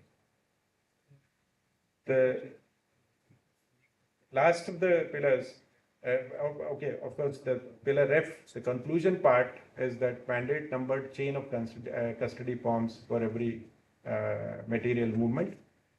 So numbered chain of custody has to be mandated for all. So the percentage we saw in the previous slide is very low. So we have to improve that thing in most of the EMBs. So require escorts and tracking for high risk transport. So pooled, especially like we have so many examples in India. So pooled EVM are something which are to be kept under tight security. So have formal mechanisms where the machine's movement or the ballot movement can be escorted so that the transport is not risky and this can be prevented. So codify the presiding officer's sole authority to call police. So it might be actually in practice existing, but it need to be codified. So here also we have the priority of securing the invisible links in the chain. The last of the pillars is post-voting procedures. So what we try to cover here is first try to classify whether the country counts on the same day or differs the counting. Okay, counts at the same place or counts at a different place. So these two variants were used to classify the countries because depending on what you have, the mechanism you have, whether you count on the same day or you count later, you will have different requirements and different parameters to define credibility and transparency. Similarly, whether you count at the same place where you vote or whether you count at the central place somewhere else, that will again define the total mechanism, procedures, SOPs, etc., the requirements which you will have to ensure that everything is in place. So that classification we did. So material custody and retention, for how long you retain, how long you, and who, in whose custody the polled material as well as documentation remains. Then after you've done with the polling, whether there are some risk limiting audits done so that any fraud can be detected and prevented. Then results consolidation is another thing which was which we have tried to cover here, that how they are consolidated and how they are disseminated. So again, 72% compliance we had here. So if you see the divide, the distribution, the counting happens this way. So out of 92 countries, 93% count on the same day. That is, anything? And 76% count on the same location. Okay, so there's no movement as such. The chain of custody becomes easier here because wherever you are polling, the same place you are counting. So there's no movement of this high risk material or these ballots, etc. So only 5 deferred counting examples we found, properly, completely deferred. That is Bhutan, India, Ireland, Mauritius, Papua New Guinea. So India, like we know that counting is done on one single day after all the phases of an election are completed. So it's not only deferred, it is also at a different place. Counting center is always different from the polling station. So this is the spread. The donut shows you the actual distribution. So same day at the same station is still dominant form of the post-polling procedures. Then custody, retention and transit gap, we see when 24% of countries move ballot results to a central facility to count, and then 86% lack a statutory ballot retention period. So they might be retaining it, but it is not statutorily sanctioned. Like in India, we have that 6 months of period or the EP period. If in case the election petition is filed in a particular case, it gets extended for that till the conclusion of that EP. Otherwise, non-EP period is around 6 months. So that kind of statutorily defined post-polling retention period was missing, or the documentation we couldn't find in 86% of the cases. So, and again, 93% of them don't use GPS tracking for post-poll material, which is again something which might raise questions about where it goes, and there can be always apprehensions and narratives built on this aspect also. So it holds that statistical or anomaly detection audits of result are absent in roughly 2/3 of the countries. And then risk limiting audits offers strong assurance at modest cost where results data is digital. So though we are talking of the risk limited audit, limiting audits, but then these are something which cannot be done where counting is done manually. Okay, so this is something which can be done only where you have digital data, because these are audits run on the digital platforms, on digital data. So transferability here is actually low. Unless you have a complete digital data, the transferability cannot be maintained. So check model of immediate at station counting by a multi-party commission was one of the benchmarks which we found good, transparent, low transit counting. And then same day, same location counting removes much of the transit risk, as I told you, because it is secure, chain of custody problems become low. So we need to look into establishing a statutory ballot retention period, normally maybe around 12 months, adopt statistical or risk limiting audits of results, which have to be obviously dependent on what kind of technology for managing the data you are using, and document custody for every station to central movement. So that's the chain of custody part. So priority here is to finish strong, okay, close the post-voting chain in a perfect manner. So this is something which we can take care of later on to conclude. But these are the three set of like findings. So with this, I will now call upon our next speaker, the last one of course, but not the least, a person who comes with a lot of rich experience from different fields. We have with us Professor Brigadier Neeraj Soni, having a full-length service at his, like in the defense services, Indian Defense Services, with a lot of rich experience and the forces, and then now a professor of practice in Indian Institute of Management, Jammu, and he's co-chairperson of Anandam Center for Happiness at IIM Jammu. So over to you, Professor, for your, yeah, sure.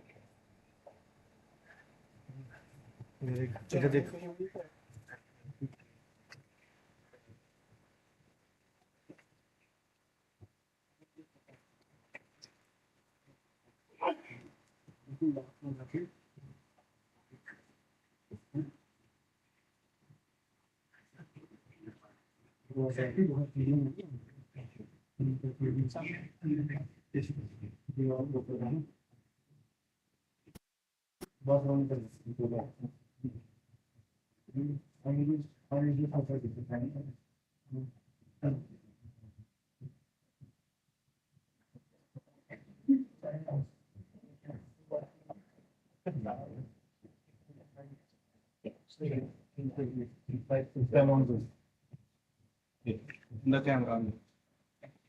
Sir, camera on करो. इधर आओ, इधर आओ. Rohit sir, तो इधर आओ. Good afternoon, everyone. I know I'm conscious of three facts. First is I'm standing between you and the lunch. Second is that I'm the last speaker. And third is that some of bit of it, or maybe most of it, may have already been spoken. And it's always challenging to be the last speaker. Nevertheless, I'll do my best, and I'm sure together I'm going to co-create something, and I'll also go back richer in this domain. My mandate is to talk on security during all India operations, and probably the topic is aligned to my 35 years of military service. Much of it has been in this state. So thank you, sir. Thank you for giving me this opportunity. It's really an honor today to be here with you all. This is the agenda, though the list is larger, but the slides are total 23. I come straight on the polling day security. Friends, elections are the cornerstone of any democratic process, and therefore the trust, transparency, fairness in this is exemplary. The voter confidence and the safety has to be paramount, and free and fair voting has to take place. For this, lots of secure arrangements, which he has already talked of, needs multi-agency coordination. And this multi-agency coordination and temporal management of same, as they were saying, that 3-tier randomization, plus the last minute not being aware of where you are going, how do you coordinate? You don't know who is going to be there next to you tomorrow morning on the polling booth. So it's a real time challenge. The people and the process alignment is very, very very difficult and unique in this field. Because all other operations, whether we take any other domain, it's all pre-planned, the teams are well laid out, but here till last minute you're not aware. So this is one of the most important challenges of electioneering.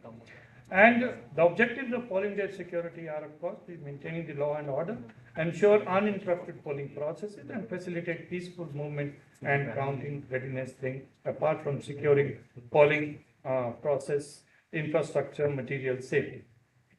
The key stakeholders I'm going to cover that at the technical level, the quick reaction teams, the observers, intelligence agencies are going to be of very, very important value. I think intelligence agencies have a lot of role to play because they are invisible and they actually know the pulse of the polling stations. So a very intricate coordination with the intelligence agencies is likely to siphon off much of our security challenges if the real-time intelligence is generated. Pre-polling security preparations, of course, we have to identify the sensitive areas, do dry runs and mock drills, and communication becomes another backbone of this whole architecture, because if we are not able to communicate, obviously we are not able to respond. And imagine you don't know the team who is there with you, probably many of them you don't meeting for the first time, and then you don't have the communication, and you don't know who you are talking to, and then you don't have the intelligence, then you are a blind man who is or blind person in the game. So all this put together gives a boost in case this all systems are reinforced. There are various categories of polling stations, we are aware: normal, sensitive, hypersensitive, ultra-sensitive. In Jammu and Kashmir, I have been privy to most of the elections right from 1990 onwards. And these high-stake zones have to be managed differently. And of course, we have to know the threat of that particular polling station where we are going to conduct the polling. We have to know the current and the historical data, the historical record of that particular station, electoral offenses, the various types of offenses that have happened, the geographical isolation, how well is the connectivity, the social tensions, the social demographic configuration of that area, the intelligence inputs, formal, informal, and the voter vulnerability indicators. With this, security deployment models will always be multi-layered, as has already been covered. However, during the polling and after the poll, the things which were covered are very important. But before the polling also, a lot of messaging has to go in case we really want to ward off the threats, and that therefore this multi-layer orchestration or the concentric circles or the concentric layers have to be very well coordinated. Otherwise, there are going to be breaches in the security. Technology is our saver. So technology has to be leveraged at the highest level. With artificial intelligence available, only imagination is between the real-time exploitation of the technology and the on-ground outcomes and the impact on the polling stations. So therefore, technological literacy of the team who is conducting the polling station, who is conducting the affairs in the polling station becomes very important. We have already talked on everything. Most of the things, if possible, should be on digital dashboards, being monitored on the digital dashboards like a mall. When we go to the mall, we enter, we are already 24/7 around the CCTV coverage. So a polling station can be taken like that, a high security zone where every activity is getting mapped, and we have the artificial intelligence to check the forensics. Should there be something wrong, some suspicion, then gray, orange, red alert should arise. So green, gray, orange, red alert should arise. The polling station will get enabler to have a focused approach, and that way the physical security requirements can be brought down. We have a conventional risks of booth capturing. I don't think these are all well known to you. The cyber disruptions, as we keep hearing, because in the electronic voting machines or in the other kind of infrastructure that we are using, we have to have high sense of credibility and reliability on the infrastructure that's getting deployed. And in case a response mechanism has to take place, an incident happens, then the polling station team has to be very well aware as to what is the escalation matrix. And that's why the mock drill and dry runs are important. immediate containment of that particular incident, rapid reinforcement, and then law or the legal has to take charge after that. Security forces have to be neutral. The staff has to be neutral. It's a well-known fact. Equal access to all the voters. So ethical and legal considerations also assume importance, and we have to be having minimum security intervention visibly, maximum invisible, and protection of our vulnerable groups. We all understand who are vulnerable groups. And best practices, as already been concluded by Sir, intelligence-led deployment is the best. Technology-enabled predictive analysis becomes the most important thing. Today we are not diagnostic. We are no more descriptive. We don't say this incident happened in this way. We don't paraphrase the incidents. We prevent the incidents. We predict the incidents. We prescribe the strategy for those incidents. So we are in that domain, sir. We are not in descriptive mode. We are not in diagnostic mode. So we have to have those algorithms in place. We have to have that human capital in place. We have to have those kind of trained, skilled manpower in place who are able to predict and prescribe the preventive strategies. And of course, real-time monitoring is going to help us. Even small time lag may be disastrous for a particular polling officer or a polling station. The next part is fraud prevention on the polling day operations. Our objective is to have the highest level of electoral integrity. The guiding principles are that prevent before detect. What I have already said, neutral, transparent, fair elections.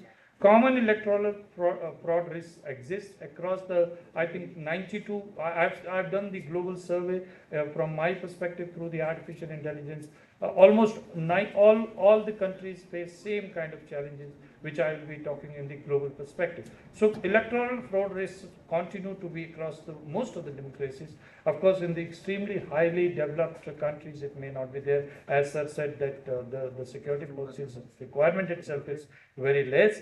However, we have to have sufficient administrative and operational controls in place to ensure that the elections are conducted smooth.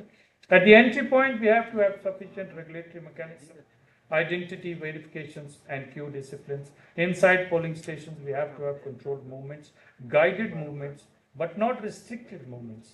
And of course, the separation of duties amongst the staff. Staff has to be very clear as to whose charter is what, and continuous monitoring and incident logging. Supervisory controls. Technology is the best supervisory control, friends. Otherwise, we can have random inspections. No amount of inspections are going to help us. If I am allowed, a couple of days back, NEET exam was there. Look at the amount of technology that was deployed in that. So we have to offload lots of supervisory and monetary controls to technology. Random inspections, observer oversights, fine, human will work, but I think technology should be there with artificial intelligence and blockchain technologies, because there are multiple polling booths across the state. How do you have distributed information processes going along? How do you create common shared picture across the polling stations, polling offices? So that's where the blockchain will come into play. So artificial intelligence, blockchain has to be looked at in a very, very big way, and to prevent these frauds, or at least to detect and timely prevent them. Election frauds, a global perspective. Electoral irregularities occur, as I have already said. Vote buying, voter intimidation, misuse of state resources, machineries, campaign finance distortions, media manipulation. You're all aware, ballot and counting irregularities. Globally, 1.6 to 2.0 billion voters have participated in the elections in recent years, and same kind of frauds have been seen. The voting procedures and vote counting trends to score better than campaign environments, campaign finance, media fairness, intimidation, misuse of institutions. All these things goes across. It's a reality. It's a reality because that's a power play. So we have to have sufficient machinery in place to ensure that such things do not happen. So where fraud risks most commonly appear, global lessons are legal and institutional frameworks are distorted. Campaign financing I've already covered. The rest of it, counting of results and the mismanagement. As I said, 69% I think count at the same place, the balance to take it to different. How do you maintain the credibility of those transportation of ballot boxes? So there are processes, best practices available, what suits our country, what suits other countries. But the long and short of the game is that it has to be fair to the best possible, and that's where the technology will come handy. International lessons for polling day security in India: risk-based deployment, intelligence-based deployment. This is the first thing. Second is, of course, independent observation through technology. I'm not saying through humans. And strong chain of custody controls, incident logging, incident reporting. True reporting of incident itself is a very, very difficult practice. And technology-enabled monitoring, transparent incident reporting.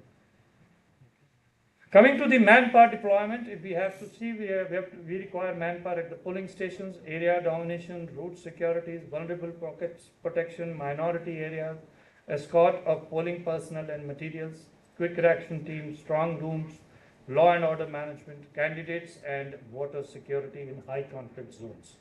One of the data point that I got was in a recent election, 17,000 plus polling stations, 960 plus CAPF companies, 33,000 plus state police personnel, 788 quick reaction teams. How do you synergize this effort? Look at the humongous effort humans were getting involved in. In 2009, we had 850 CAPF companies deployed.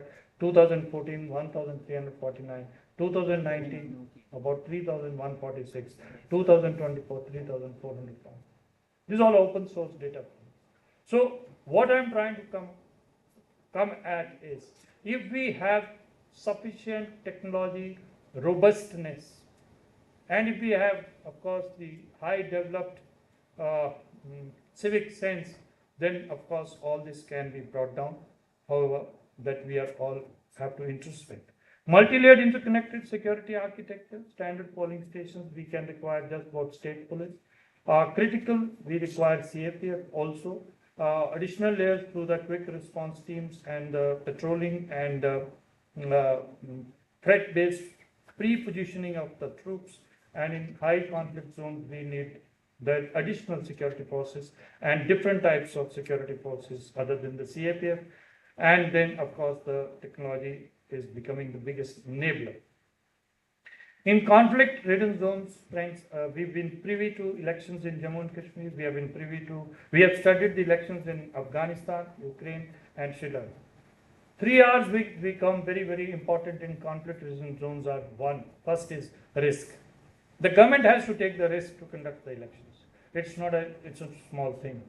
Second, it is the resource intensive. We have to put in probably the whole of nation approach to conduct elections in the conflict-ridden zones. And third R is that, sorry, I just slipped out of my mind, so I have to take that. The third R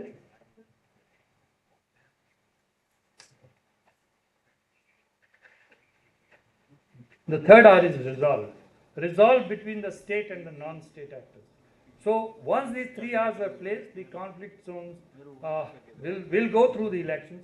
Elections will be conducted. I remember very distinctly 1994, then later in various phases how the elections were conducted. So resolve and risk are something that are very, very sensitive matters, and of course resources will always get mobilized. So I propose, sir, that there is a safer model for conducting so-called security architecture for free and resilient elections. Secure means the electoral integrity has to be protected at the highest level, protect the people, infrastructure, election assets, anticipate, as I have requested, predictive analysis has to be the game, and facilitate. We should be facilitating, not restricting, inhibiting, and obstructing the process. It has to be facilitated. The flow has to be facilitated like a stream, enforce in case required, and recover, sustain continuity, and restore the confidence. With a safer model, in case I plot the electoral zones into conflict and non-conflict, and the conventional security processes, and the additional security process, because there is a threat to the candidate, threat to the voter, threat to the other people of the related to the voter and the candidate, then our strategy has to be defend in case we are in conflict-ridden zone and in the quadrant 1. Our strategy has to be shield in case we are in quadrant 2, and our strategy has to be assure in quadrant 3 and enable in quadrant 4. This is the protect model we propose, people and process risk oriented taxonomy of election conduct and trust. So with this, I say that defend elections must continue. We have to ensure that the elections happen, shield our citizens, voters, candidates, assure procedures are being followed through trust, transparency, and enable participation must remain accessible to one and all. To conclude, I've discussed with you, sir, polling days, security operations, fraud preventions, global election integrity insights, security manpower planning, elections in conflict environments, safer model, and protect of 2x2 matrix. To conclude, the success of elections is measured not merely by the conduct of voting, but by the confidence that every citizen, candidate, and institution experiences the process as a secure, fair, and legitimate. So that is the acid test of our all the sweat, blood, and the hard work that we put into conducting elections. And before I say, I must acknowledge that India is one of the most resilient election conducting machinery we have, and we are proud of it. Only thing is there is always scope for improvement. So we have to do a little bit, and I think that's what we are doing. But all in all, we are one of the finest election conducting machinery. And with this, I come to the end of my talk. Any comments, sir? Any observations? I'm open to that. Thank you, sir.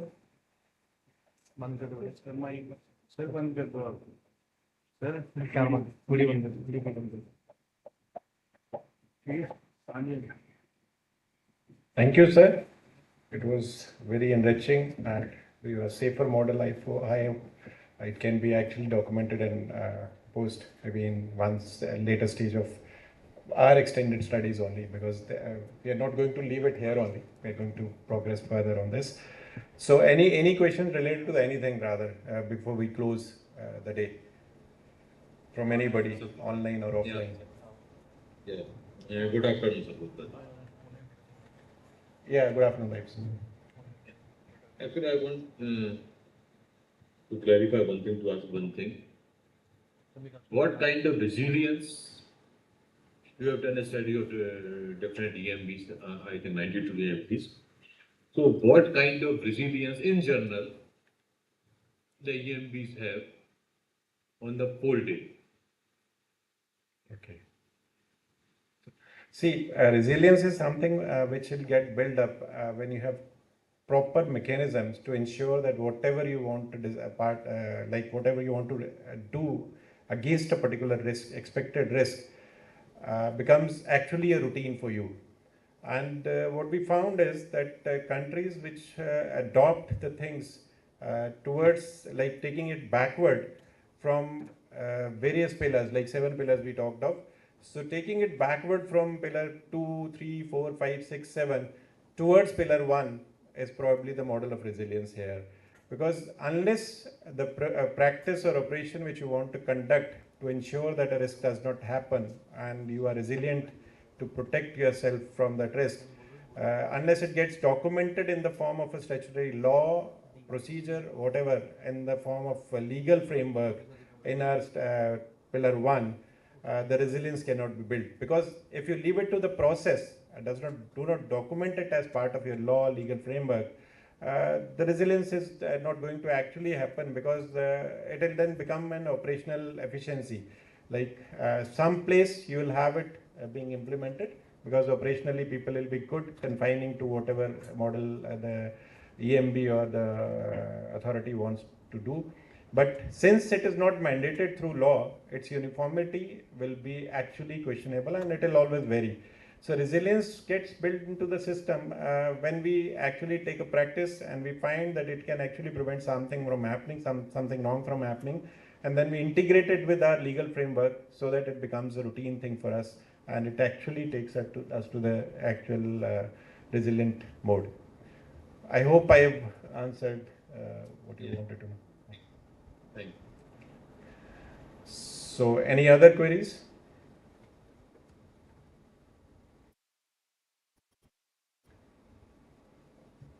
Okay, then before we conclude, just formally, I would first thank everyone who's present from across the globe. I found around 8 to 9 EMB people are connected with us.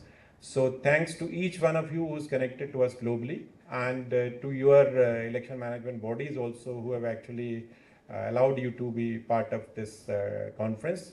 And my special thanks to the two speakers which we had from abroad, Mr. Antonio and one from Georgian election management body. So our heartfelt thanks to both of you, because not only your knowledge sharing, but your willingness to participate in our event as an active participant giving a session is actually something which we would be thankful to you for forever. And then thanks to all the people who are connected domestically to us through virtual mode from different parts of the country, and within our UT also, all the election officers in our different districts, and perhaps the officers who were initially part of this study when we started it for 90 countries. So all the 90 electoral registration officers who have triggered this study initially. Then I have to thank all the academicians who were here, people from political science background of the school education department, who had been very useful for us during the conduct of this process, this study, and all our election officials who had been pruning it till now, from then onwards. So I've actually to extend a big thanks to the Triple IDM people. In fact, starting with DG Triple IDM, who has envisaged this kind of a study and assigned us this, and even the conference has been envisaged by them only. And especially the person who has been listening with us on this conference, Mr. Rohan, who is connected to us from Triple IDM, part of the Triple IDM team, and our thematic lead there, Mr. Kapil Sharma also. They had been very supportive to us in ensuring that this conference goes smooth, right from extending the invitations globally and then getting participants into this event. So it was actually real good work done by them, because of which we could actually fruitfully have this event happening here. And since this is actually more than 90% virtual connection which we've created here, so I have to specifically thank our IT team led by Mr. Sanjeev Kapoor, who's from NIC in Jammu, who's in charge of NIC in Jammu district. So he had been toiling here from nearly last 3 days, even working on the holidays also, ensuring that everything goes smooth and every word which is spoken here or spoken anywhere is heard by all others, and the connectivity and everything is smooth. So we are thankful to his entire IT team, including the vendor who has been hired here. And of course, all this, I mentioned two speakers who have globally joined us, the local speakers, including Professor Soni, who's just finished right now, and then DO Jammu, who was there before him, and then of course our own CEO, who had given us the entire freedom of conducting this activity, and like whatever requirements we made, he fulfilled them all, and we were able to have this smooth conduct of conference. There's a big way to go for us to conclude this studies reporting. We are still pruning into this part. So probably we'll be finishing it and submitting the draft to Triple IDM, from where probably it will go to various places, including some of the audiences here globally, so that some of the evidence can be validated, which is related to them, and we look forward to that validation. Even otherwise, we look forward to any feedback which you have on this particular thematic priority of Triple IDM. Our contact details are there in the brochure which we have shared. So anytime you're welcome to share any feedback, any addition, anything beyond what we've spoken here today, so that we can enrich our report, enrich our study. Thank you all, and have a nice day.